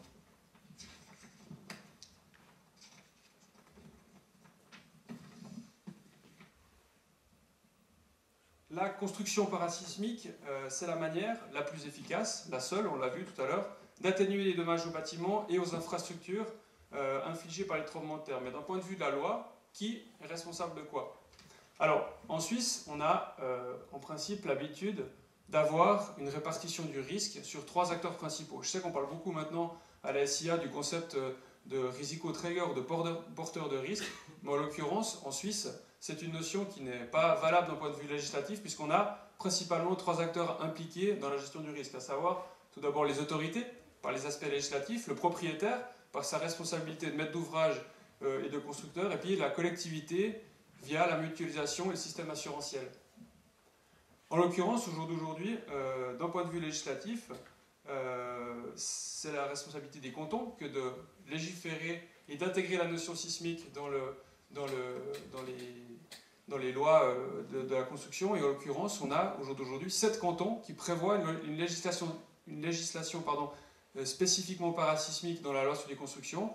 Mais au jour d'aujourd'hui, le canton de Vaud n'a pas cette mention et le canton de Vaud n'est pas équipé au jour d'aujourd'hui de compétences légales ou d'autorités compétentes dans le contrôle du dimensionnement et n'agit donc pas, ne gère pas donc le risque au niveau sismique.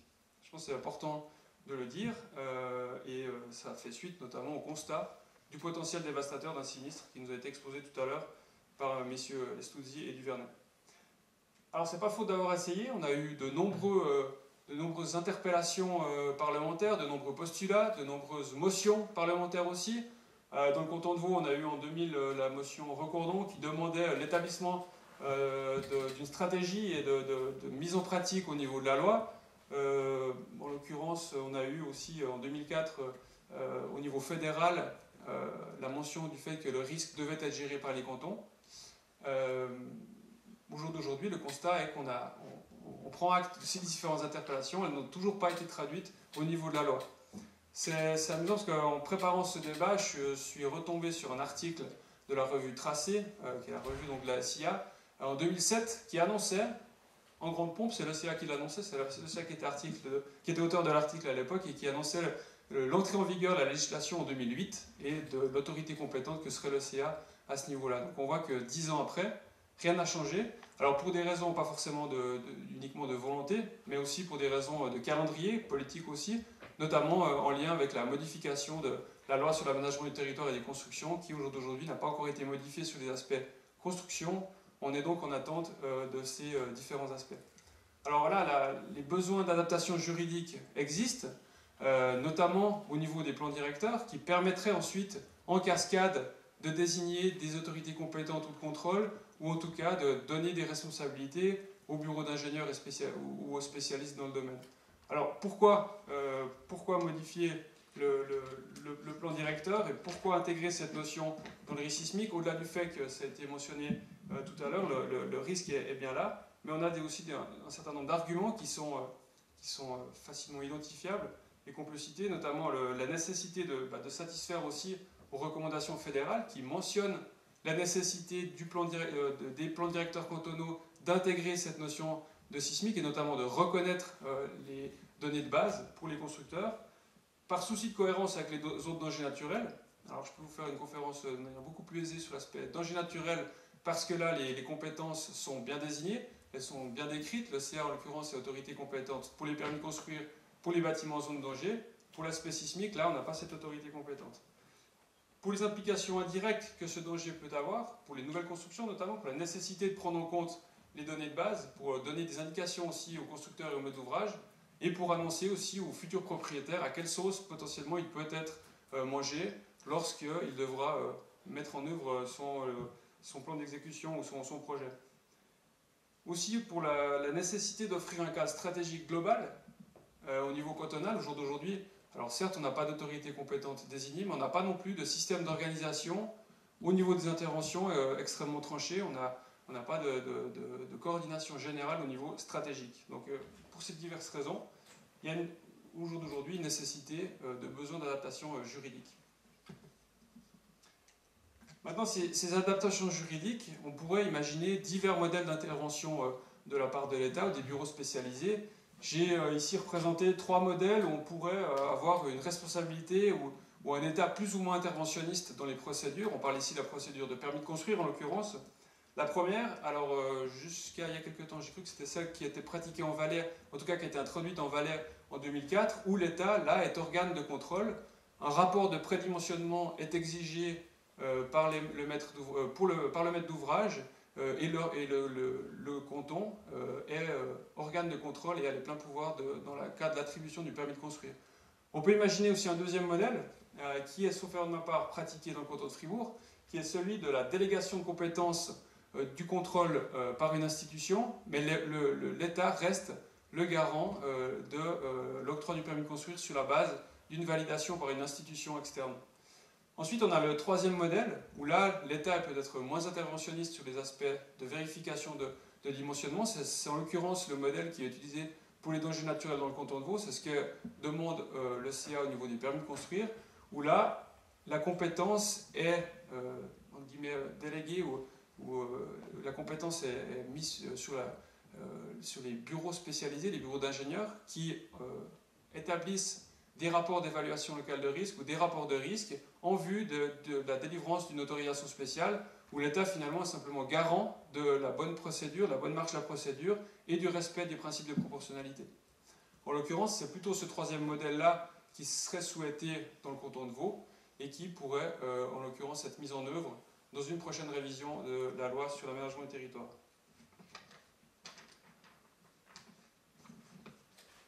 Donc, comme je vous l'ai dit, dans le modèle de répartition du risque, l'aspect législatif n'est pas abouti, en tout cas n'est pas finalisé. Maintenant, si on se concentre sur d'autres acteurs, au niveau de l'assurance, bon, je crois que le suspense est levé, on l'a dit à plusieurs reprises, on n'a pas de système obligatoire, on n'a pas de système d'assurance prescrite et on n'a pas de règles de calcul non plus d'allocation en cas de sinistre. Bon, les animations ne marchent pas. Je voulais d'abord vous montrer l'image toute mignonne là, que j'ai tirée du web, qui certainement vient d'un assureur privé. Il y en a peut-être dans la salle ce soir, mais certainement que c'est une très belle image qu'on donne à l'assurance sismique. En l'occurrence, ben voilà, l'assurance sismique, ça ressemble plutôt à ça, c'est plutôt le chaos, avec un potentiel de destruction qui est énorme.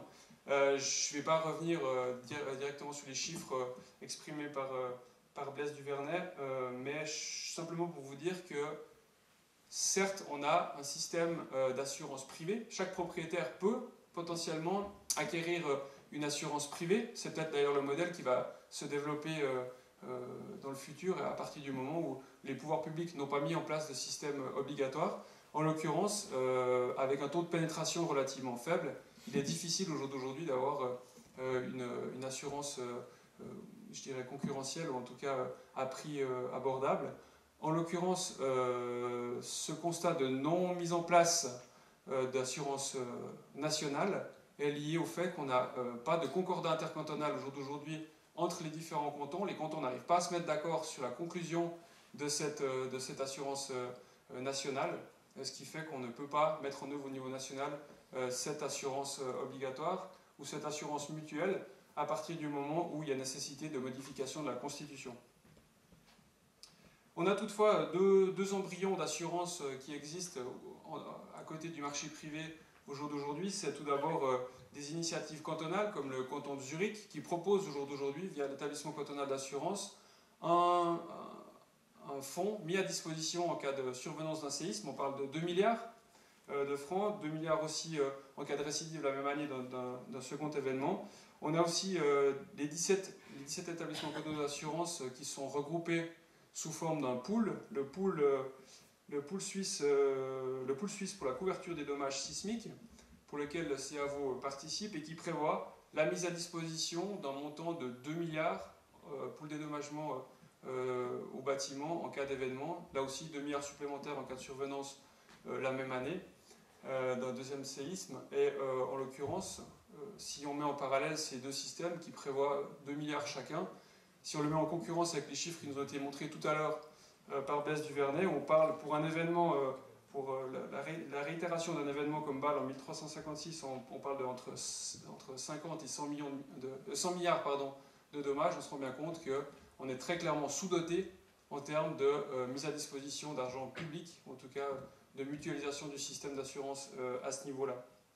Donc en cas de séisme majeur, les pouvoirs publics devraient effectivement allouer des moyens extraordinaires. Et là, comme on l'a vu tout à l'heure, la clé de répartition n'est pas définie. Donc on le voit bien, au niveau de la répartition du risque, le propriétaire au jour d'aujourd'hui est laissé relativement seul face à ses responsabilités. Il est le garant du risque, il est le porteur de risque. Et pour ça, chaque propriétaire, public ou privé, est responsable de la sécurité de sa construction. Il répond des dommages, alors là en vertu de l'article 58 du Code des obligations qui mentionne que chaque propriétaire est tenu de veiller à la sécurité de son bâtiment, la sécurité parasismique également, et que dans le cadre de construction, il doit faire appel aux techniques d'architectes et d'ingénieurs civils. Ça c'est l'article 398 du Code des obligations. On a aussi des écrits garantis sans article de loi, comme les ouvrages de M. Destouzy en termes d'équation. Mais en l'occurrence, les architectes et ingénieurs que vous êtes principalement ici ont l'obligation de fournir des prestations conformes aux règles de l'art et de la construction. Donc, seul à pouvoir s'imposer des mesures, entre guillemets, sur quoi est-ce que peut s'appuyer le propriétaire ou le maître d'ouvrage dans le cadre de construction? Alors, je ne vais pas revenir sur cette slide qui est revenue déjà dans les deux précédentes présentations, mais pour vous dire, et pour finir peut-être sur une note un peu plus positive, pour vous exposer que le canton de Vaud, en l'occurrence, dans le domaine des données de base, est relativement en avance. Il est plutôt précurseur à partir du moment où il va plus loin dans la mise à disposition des données de base que la carte de la norme SIA 261, puisqu'il met à disposition la carte des sols de fondation sur l'ensemble du territoire, réalisée de manière homogène sur l'ensemble du territoire, et qui donne pour l'ingénieur constructeur, pour l'ingénieur et le constructeur, les données de base pour le bon dimensionnement de sa construction avec les spectres de réponse tels que présentés tout à l'heure par Pierino Lestouzier. On est aussi allé plus loin encore dans le canton de Vaud. On est un des rares cantons finalement au niveau suisse à mettre à disposition des cartes de microzonage spectral. Donc dans toutes les zones urbanisées du canton de Vaud, alors on a encore deux lacunes au jour d'aujourd'hui au niveau de l'arc lémanique qui potentiellement devraient être comblées ces prochaines années, mais l'ensemble des zones urbanisées du canton de Vaud, et notamment des zones particulièrement sensibles comme la zone d'Yverdon ou la zone proche du Chablais, forcément du fait de la proximité de la notion sismique valaisanne, où on a là, des spectres de réponse qui sont élaborés et à disposition de tout constructeur et tout propriétaire via le géoportail cantonal. Donc voilà, chaque propriétaire a la possibilité d'aller, chaque ingénieur a la possibilité de se servir entre guillemets de ce microzonage pour le bon dimensionnement de ces structures. Je vais passer cet aspect-là. Il s'agit effectivement de mentionner le fait que là aussi le canton de Vaud est précurseur dans la mise à disposition des données, parce qu'il sera le seul canton à avoir mis, ou le premier canton à avoir mis à jour ces données d'aléas sismiques pour les aspects de microzonage sur la base de la nouvelle donnée d'aléas publiée par le service sismologique suisse. Alors j'ai dit publication la semaine prochaine, c'est un peu sous forme de boutade, et ce sera d'ici peu, mais on aura une communication qui sera faite prochainement.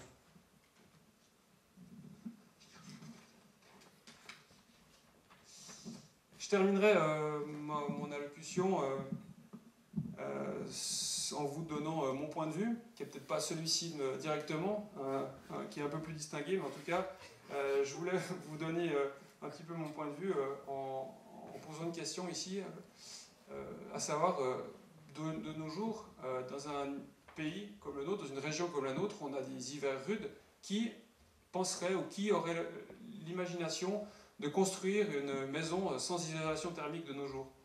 Eh bien, je pense que d'un point de vue des dangers naturels et aussi d'un point de vue du risque sismique, dans un pays aussi concerné que le nôtre par les notions de danger naturel ou par les notions sismiques, je pense que ce réflexe devrait être le même que celui de se prémunir du froid dans une région où les hivers sont rudes. On doit pouvoir adopter au jour d'aujourd'hui un réflexe de protection vis-à-vis des forces de la nature. On doit pouvoir penser aussi à la résistance des matériaux, parce que finalement, l'adaptation de nos constructions d'un point de vue de la durabilité ou d'un point de vue de l'efficience passe aussi par les bons choix de matériaux, par les bonnes structures et la réalisation de bâtiments suffisamment solides. Et là, je pense qu'on a un travail très important à mettre en œuvre dans un partenariat entre architectes, ingénieurs et bureaux spécialisés pour que finalement la construction ne devienne pas une voie sans issue, ne devienne pas un casse-tête, et que finalement chacun prenne en considération suffisamment tôt le contexte bâti qui est le sien et l'intègre au niveau de ses constructions. Je termine par un aspect très général et je vous donne la parole donc pour la suite du débat. Je vous remercie pour votre attention.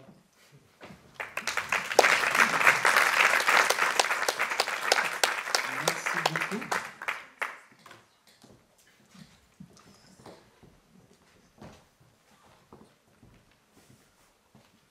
Merci. Effectivement, je propose à nos orateurs du jour de venir face à vous pour pouvoir partager et répondre, partager leurs réflexions et peut-être répondre à vos éventuelles questions. Donc, je vous passe la parole si quelqu'un veut intervenir. Moi, j'ai peut-être une première question. Quelle est l'implication financière d'une mise en conformité d'un bâtiment?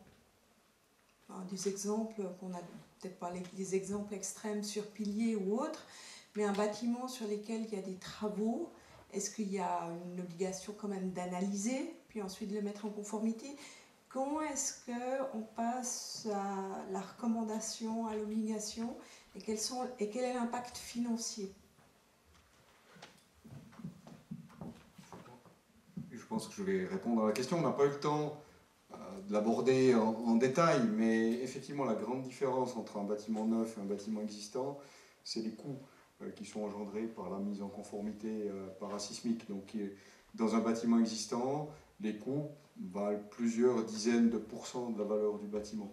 Comme je l'expliquais tout à l'heure, en raison de ces coûts importants, on a des critères, donc une analyse plutôt basée sur le risque, qui va nous indiquer si c'est suffisamment efficace pour pouvoir justement implémenter ces travaux de renforcement. Donc même si les coûts sont importants, tant qu'on est au-dessus du seuil minimum qui est en général de 0,25, c'est pas obligatoire, on ne va pas les implémenter à coup sûr. On va faire une analyse au niveau des coûts et surtout de la réduction du risque avec des critères de proportionnalité qui vont nous indiquer si ça vaut la peine d'implémenter la mesure ou pas. Mais les coûts sont importants parce qu'évidemment, on n'a pas la liberté de pouvoir placer des éléments, il faut les placer après coup, et de mettre des voiles supplémentaires sur un bâtiment, ça coûte extrêmement cher. et en particulier au niveau des fondations, hein, puisqu'il faut aller transmettre les efforts dans le sol, les efforts qu'on a été reprendre dans les parties supérieures, il faut les transmettre jusqu'au sol, et c'est là souvent où on a les coûts les plus importants. Je sais pas si tu veux. Peut-être une question à M. Cholet. Est-ce qu'il est possible d'assurer un bâtiment qui n'est pas aux normes? Et puis à quel prix? Et puis ou avec quelles conséquences financières? Ou est-ce qu'il faut qu'il soit d'abord aux normes pour pouvoir l'assurer ensuite? Moi, je ne vais pas beaucoup mouiller parce que je vais simplement vous dire qu'au jour d'aujourd'hui, il n'y a pas de prescription pour s'assurer ou pas. Il faut le vouloir et le faire sur le marché privé. Donc là, je crois qu'au jour d'aujourd'hui, tout assureur qui propose cette prestation-là est ouvert à de nouveaux clients. Et je ne connais pas, à mon sens, de restriction d'assurance à ce niveau-là, à partir du moment où on n'a pas de système obligatoire d'assurance et qu'il s'agit d'une base volontaire. Je ne sais pas s'il y a des assureurs privés dans la salle, j'aurais presque voulu que ce soit le cas. Non? Oui? Ah, un assureur privé. Donc voilà, je ne sais pas si on peut... je ne veux pas vous lancer la patate chaude, mais je ne veux pas dire des choses fausses qui ne me concernent pas, effectivement. Non, pas de souci. Donc juste pour comprendre la route de l'assurance, c'est un sujet qu'on traite déjà depuis pas mal d'années, mais effectivement, il n'y a pas de restriction. Les assureurs aujourd'hui ne disent pas non pour assurer des bâtiments qui soient des années 70 ou des années 2015. Par contre, souvent, ils appliquent un tarif qui est différent par rapport à l'âge du bâtiment et puis de la région où il se trouve. C'est des tarifs qui sont différenciés. Voilà. Et puis faites attention, une franchise assez importante est quand même prélevée à hauteur de 10% minimum, 10, 20 000 francs. Ça dépend des assureurs. Et certains interviennent avec des échelles sismiques qui sont différentes et pas forcément toutes les mêmes. Voilà. Ouais, je vous remercie. C'est une intervention intéressante parce que je pense qu'au jour d'aujourd'hui, quand on parle de danger naturel, donc de sismique, on le rattache au danger naturel et on pense que l'ECA est l'assureur par rapport à cet aspect-là. Et non, il y a effectivement un marché privé et qui, je crois, doit se développer parce que, ça, on en discutait tout à l'heure avec M. Duvernay, très clairement, politiquement, on ne voit pas au jour d'aujourd'hui de solution s'ouvrir quant à une mutualisation de cet aspect-là. Et effectivement, peut-être que l'avenir, c'est le sismique ou en tout cas un partenariat public-privé à un moment donné, parce que je ne crois pas, et je crois qu'on peut le dire, j'imagine que vous n'allez pas me contrer sur cet aspect-là, l'assureur privé ne couvrira jamais l'ensemble du portefeuille suisse, c'est techniquement pas possible. Moi, j'aurais juste une question pour rebondir, pour renvoyer la balle. Aujourd'hui, on parle beaucoup des tsunamis, hein, des conséquences qui sont dues aussi, pas seulement au tremblement de terre, mais également au bassin d'eau, parce que je parle des lacs en Suisse. Qu'en est-il peut-être au niveau de la Confédération, mais aussi au niveau de l'OCA, par rapport, on a le lac Léman, il y a le lac Zurich, il y a le lac des Quatre Cantons pour Lucerne, il y a Verdon. Est-ce que c'est pris en compte dans l'analyse des risques de manière globale, et qu'au niveau OCA, vu que vous couvrez les éléments naturels, dont les inondations suite à un événement naturel, est-ce que la partie inondation, elle, rentrerait dans le cadre de la couverture tremblementaire pour l'inondation? Concernant la prise en compte les tsunamis dans les lacs, c'est un thème de recherche à l'heure actuelle. Donc on étudie le potentiel, comment ça se déclenche, quelles peuvent être les conséquences, mais on n'a pas encore intégré ça dans la prévention. Donc on est en train vraiment de regarder avec des projets de recherche quelle est la problématique. On sait que ça existe. D'ailleurs, il y a eu un documentaire magnifique qui est passé sur RTS2 il y a environ une semaine sur le tsunami du lac Léman de 563. Donc ceux qui s'intéressent à cette thématique, je vous invite à aller voir sur RTS Play. Mais à l'heure actuelle, non. On n'a pas intégré ça dans la prévention, très clairement. Je peux peut-être juste apporter un complément. Alors c'est clair que le séisme, il y aura des dégâts liés au séisme, mais il y aura beaucoup de dommages collatéraux par d'autres éléments naturels déclenchés à l'occasion d'un séisme. Des laves torrentielles, des glissements de terrain, des chutes de pierres de manière importante. Le village de Corberier, dans les années 1500, sauf erreur de ma part, qui a été détruit par un glissement de terrain, l'a été suite à une secousse sismique. Je crois que c'est l'hypothèse qui a été retenue en tout cas. Donc oui, il y aura des dommages collatéraux. Au jour d'aujourd'hui, on n'a pas d'organisation. S'il y a un tremblement de terre qui a lieu cette nuit, alors ce serait le fruit du hasard, ce serait assez incroyable. Mais en l'occurrence, il y aura une discussion à un moment donné entre l'État, les assureurs monopolistique public et puis les assureurs privés. Et à un moment donné, il va bien falloir sortir de l'argent. Mais je ne peux pas répondre de manière aussi précise que ça à cette question. Par contre, c'est vrai que... Alors après, je pense qu'il faut aussi faire un petit peu attention au jour d'aujourd'hui dans la gestion du risque, notamment naturel, sur les aspects médiatiques, ou en tout cas sur des aspects qui plaisent en termes de scénario. Je n'ai pas vu le reportage, j'aurais bien voulu voir le reportage sur RTS. Je ne suis pas sûr que le risque de tsunami soit le risque le plus grand dans le canton de Vaud au jour d'aujourd'hui. Alors voilà, il y a des projets de recherche qui sont lancés, il y a aussi la notion de réchauffement climatique ou de modification climatique qui fait qu'on s'intéresse de manière très particulière à certains aspects, alors qu'on oublie peut-être les risques majeurs. En l'occurrence, ce soir, c'est une bonne illustration du fait que ce risque est particulièrement oublié. Le risque de tsunami, je n'ai pas techniquement de réponse d'un point de vue assurantiel sur cet aspect-là. J'ouvre les questions du public. Peut-être juste encore une petite addition. J'ai posé cette question dans plusieurs cantons, au niveau des assureurs cantonaux. Il semblerait que la tendance serait de dire que tout ce qui était induit par un tremblement de terre, que ce soit glissement de terrain ou autre, a priori ne serait pas couvert par l'assurance bâtiment. Mais je ne peux pas me prononcer de façon absolue, mais c'est un peu le type de réponse que j'ai reçue jusqu'à l'heure actuelle, mais qui n'a pas de validité juridique. J'ouvre les questions au public.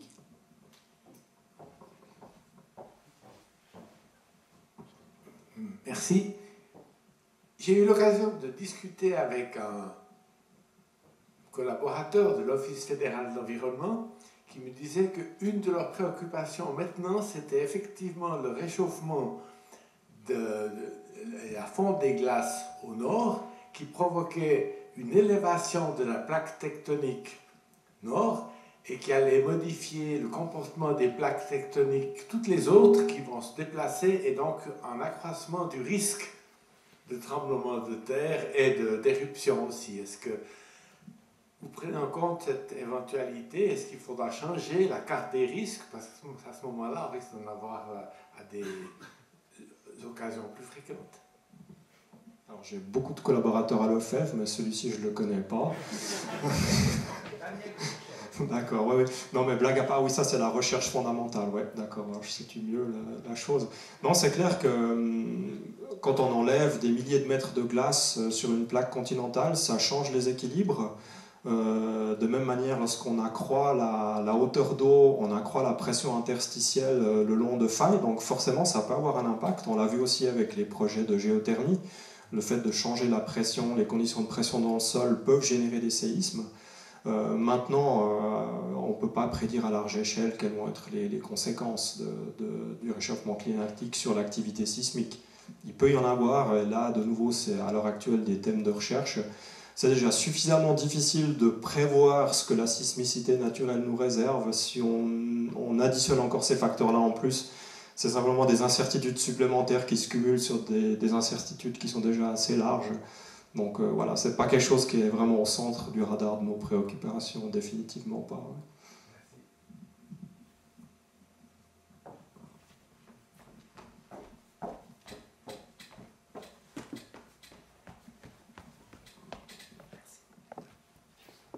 Bonsoir, j'ai une question pour M. Lestuzzi. Souvent on parle d'analyse sismique de bâtiments neufs et de bâtiments existants, mais aujourd'hui on a de plus en plus de surélévation de bâtiments. Donc on ajoute 1, 2, 3 étages, et du point de vue sismique, on peut penser à un cas où on a un bâtiment qui a un facteur de conformité de 0,4.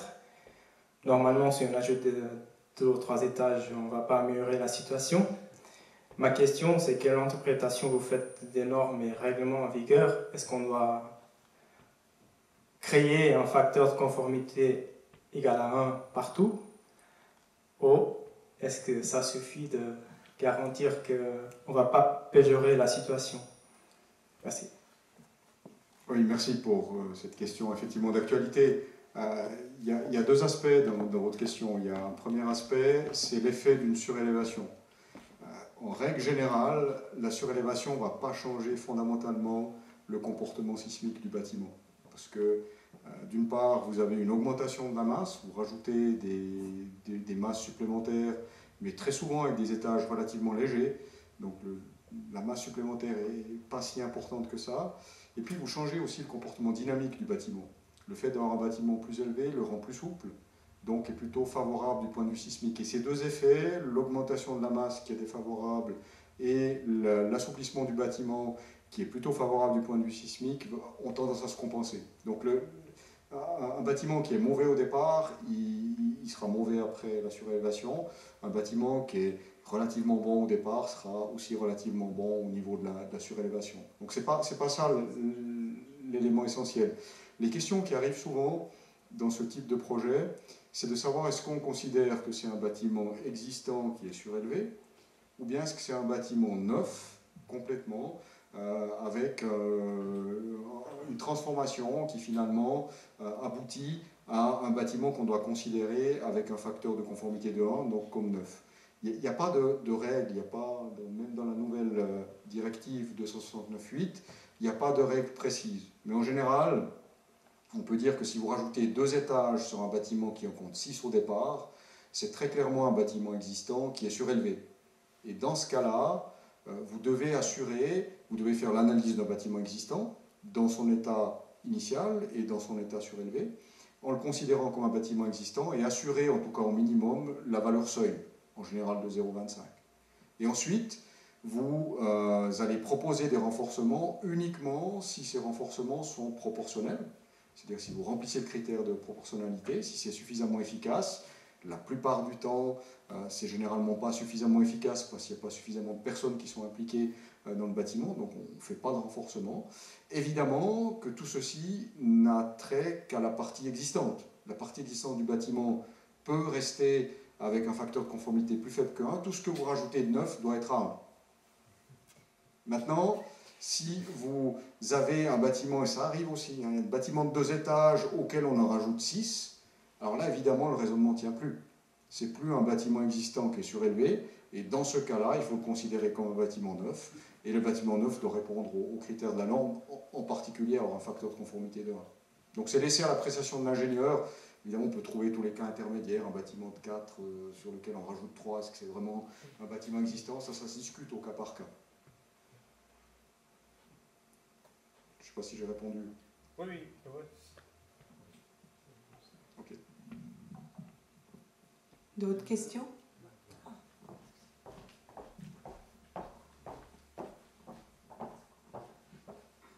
Merci beaucoup. Il y avait beaucoup de schémas qui ont été montrés avec les effets hors sol de bâtiments.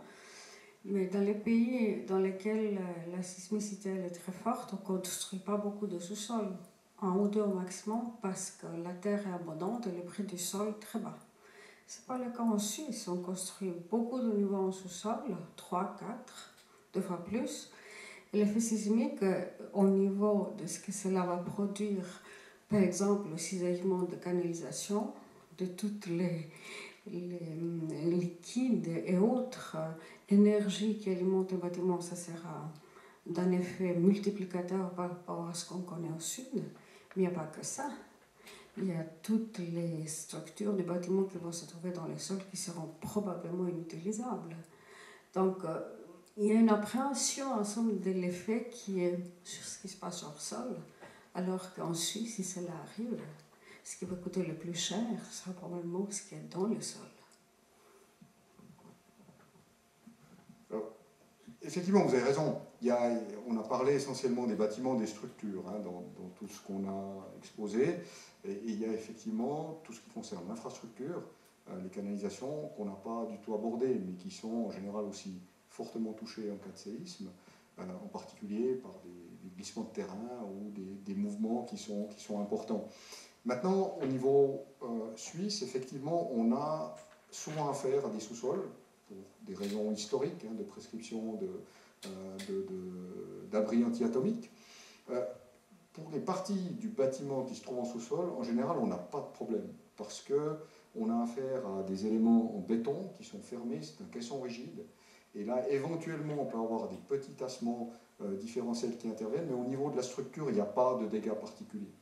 Les dégâts qui peuvent intervenir, c'est ceux que vous avez évoqués, c'est des canalisations, donc les éléments qui vont aboutir au bâtiment, ou éventuellement l'intersection de la conduite avec le bâtiment peut être rompue et créer des problèmes Blaise Duvernay le disait tout à l'heure, hein, mon grand souci en cas d'événement, c'est de décider si un bâtiment est habitable après un séisme ou pas. Et ça, on est en train de former des ingénieurs avec le canton du Valais qui va justement dans ce sens-là. On se base essentiellement sur l'expérience italienne. Et un des critères dans ce jugement, c'est aussi tout ce qui concerne l'infrastructure. C'est-à-dire qu'un bâtiment qui n'aurait pas subi de gros dégâts, mais dont les canalisations seraient rompues après un séisme, pourrait être déclaré inhabitable pour cette raison. Le Sahara, si c'est une énergie verte, vous avez de la géothermie ou des pompes à chaleur avec toute la nappe qui sera à l'extérieur, qui sera détruite, il n'y aura plus la captation de l'énergie. Oui, bon, après un séisme, bon, c'est dans un cas de catastrophe, on cherche un abri. Donc si la pompe ne marche pas, ça sera... L'énergie dans le sol par les canalisations, ça sera détruite à l'extérieur du bâtiment. Peut-être. Et éventuellement, effectivement, c'est un des dégâts qui devrait être pris en compte. Maintenant, il n'a pas directement trait à la structure. Donc, on en revient au problème d'assurance. Est-ce que les assurances vont couvrir ce genre de dégâts? Ça, c'est encore un grand point d'interrogation. Je ne sais pas si... D'un point de vue de l'assurance, de nouveau, hein, je suis un peu limité au niveau de la réponse. Non, je crois que sur cet aspect-là, je ne peux pas détailler qu'est-ce qui est pris en compte par l'assurance ou pas. En l'occurrence, ce que vous mentionnez devrait aussi faire attrait à des dommages environnementaux à un moment donné. Et là, effectivement, je crois qu'au niveau des infrastructures sensibles, on a une prise en compte par la Confédération. Tous les objets OPAM ou tous les objets définis comme sensibles, infrastructures sensibles, sont traités de manière différenciée, sauf erreur de ma part. Ouais, peut-être juste pour revenir aux dégâts qui se produisent dans le sol, en général on observe que les conduites et toutes les choses qui sont dans le sol, elles sont abîmées si ça glisse, comme a dit Pierino Lestuzzi, ou si le sol se liquéfie. Mais ça, pour les tremblements de terre comme on les attend en Suisse, des magnitudes 5, 6, 6,5, c'est pas des effets qui ont un potentiel de dommage très très très élevé. Donc il y aura des dégâts forcément, mais c'est pas là le nœud du problème, quoi. Il y aura certainement des eaux usées qui seront des services d'eau usée qui seront hors fonction, etc. Mais c'est pas qu'on aura toutes les canalisations rompues, tous les chauffages à sonde géothermique qui seront foutus. En général, ce qui est dans le sol supporte relativement bien les secousses sismiques, à part si c'est le sol lui-même qui lâche. Ce serait ma réponse à ce sujet. Donc, c'est pour ça qu'on se fait plus de soucis pour tout ce qui est en dehors du sol que ce qui est dans le sol.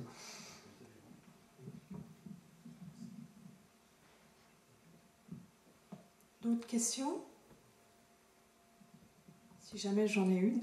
Vous avez montré que la Confédération a conscience du risque, prend les mesures nécessaires pour ces infrastructures, pour ces bâtiments.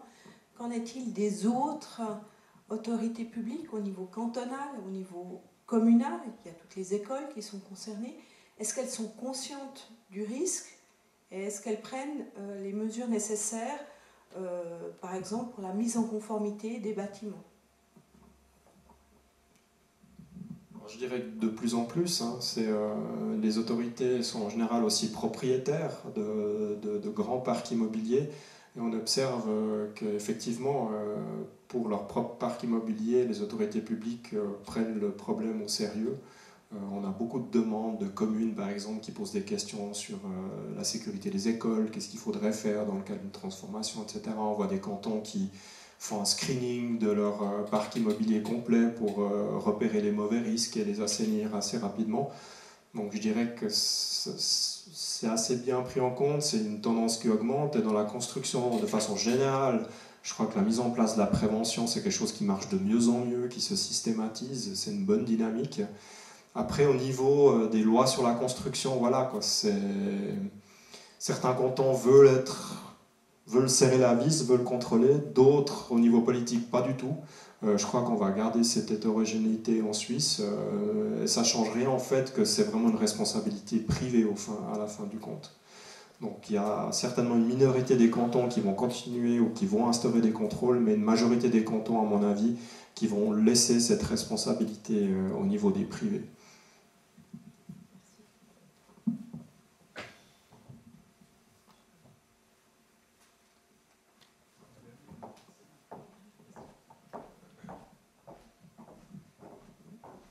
Voilà peut-être une question en lien avec un scénario qui est peut-être pas imaginable, mais si on demandait, dans le cadre de tout permis de construire ou permis de rénovation d'un bâtiment, un peu à la même manière que l'amiante, si on demandait des notes de conformité ou de contrôle du dimensionnement sismique, est-ce que ça ferait l'effet d'un séisme vis-à-vis des propriétaires?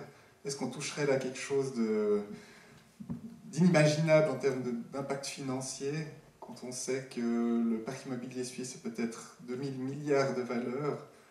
Alors même si on engendrait 1 ou 2% de coûts de mise en conformité, ce serait colossal. Est-ce que c'est imaginable ou est-ce que c'est pas souhaitable? Il faut plutôt vivre avec ce risque un peu caché. Bon, je pense que d'un point de vue de l'autorité, je vous ai présenté 3 modèles. Le mot-clé là derrière, c'est une question de proportionnalité. Je pense qu'effectivement, on ne va pas passer du jour au lendemain à zéro contrôle, à contrôler tous les bâtiments. Je pense qu'un cabanon de jardin n'a pas de nécessité d'être dimensionné d'un point de vue parasismique, sauf si on y met une crèche à l'intérieur. Mais je pense qu'effectivement, on doit garder raison dans les contrôles. Alors, moi, je représente une institution publique, mais qui n'a pas pour vocation d'avoir le plein contrôle de toute construction sur son territoire. On sépare très clairement l'aspect assurance de l'aspect prévention, où effectivement, je parle là pour les dangers naturels, où on a un système établi, où on essaye, notamment via des méthodologies d'évaluation locale de risque, de mettre en place des études proportionnées pour les bâtiments pour lesquels il nécessite un certain nombre de mesures. Je pense qu'effectivement, il serait totalement disproportionné au jour d'aujourd'hui, et alors, je pense que ça ferait un terrible tollé aussi si on imposait des rapports de dimensionnement pour toute construction. Je pense qu'on peut y aller de manière graduée. L'important là derrière, c'est la notion de culture du bâti, à mon avis. C'est ce que je voulais mentionner dans mon intervention. Je crois que c'est surtout une question de prévention et de faire passer le message. Je veux dire, le message un petit peu anxiogène qu'on a entendu ce soir, s'il est compris par l'ensemble des architectes, l'ensemble des ingénieurs et l'ensemble des intervenants finalement dans les procédures de permis de construire, il s'agit ensuite après d'une question de bonne foi aussi, et pas forcément d'une autorité toute puissante qui a un contrôle absolu sur ce qui se fait en termes de construction. C'est en tout cas personnellement pas ma vision.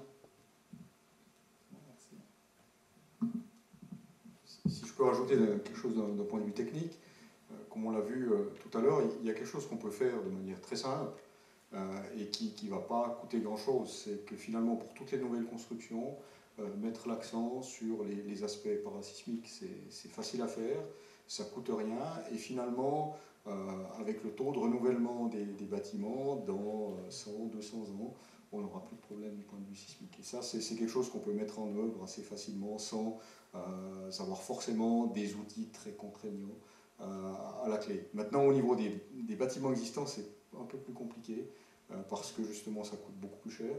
On a essayé de mettre en place justement avec ici à 2018 et la 269.8 une procédure qui permet de prendre en compte le risque, mais c'est peut-être quelque chose qui est moins important que les aspects des constructions neuves. Quand on se balade un peu sur les chantiers, uniquement quand on va, mais sur les autres cantons, on se rend compte qu'il y a quand même certaines constructions où on se pose la question s'il y a vraiment une réflexion au niveau sismique dans l'aspect qu'on peut voir de l'extérieur. Je ne sais pas si c'est toujours le cas, mais je pense que c'est là où on peut agir de manière simple et sans douleur du point de vue économique. Mais quand vous dites que les bâtiments vont au cours du temps être remplacés, il y a quand même énormément de bâtiments qui sont protégés. Donc le propriétaire qui est propriétaire d'un bâtiment protégé, il peut par exemple vouloir démolir ce bâtiment pour refaire quelque chose parasismique, et puis l'État lui dira non, gardez votre bâtiment, il est protégé.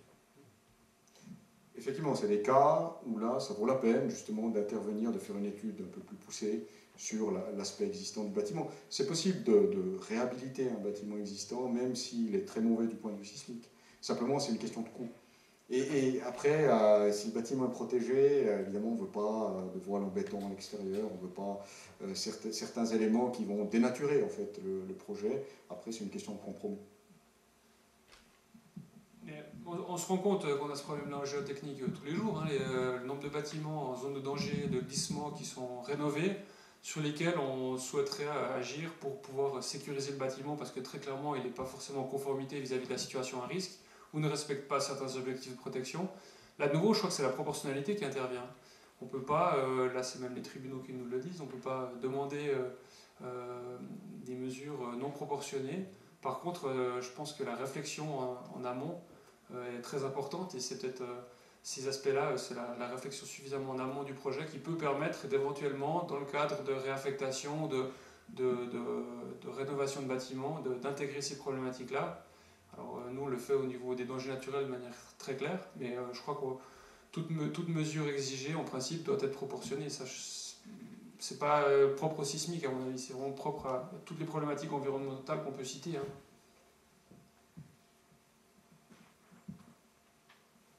Encore une question, une réponse?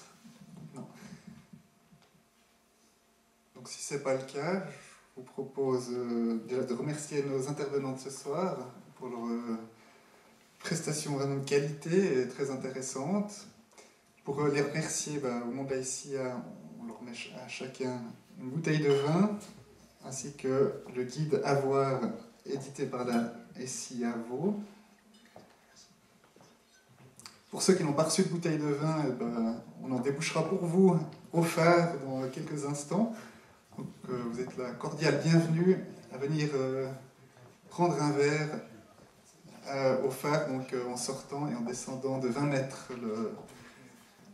le chemin de Villamont. Je vous propose d'applaudir nos intervenants. Merci beaucoup.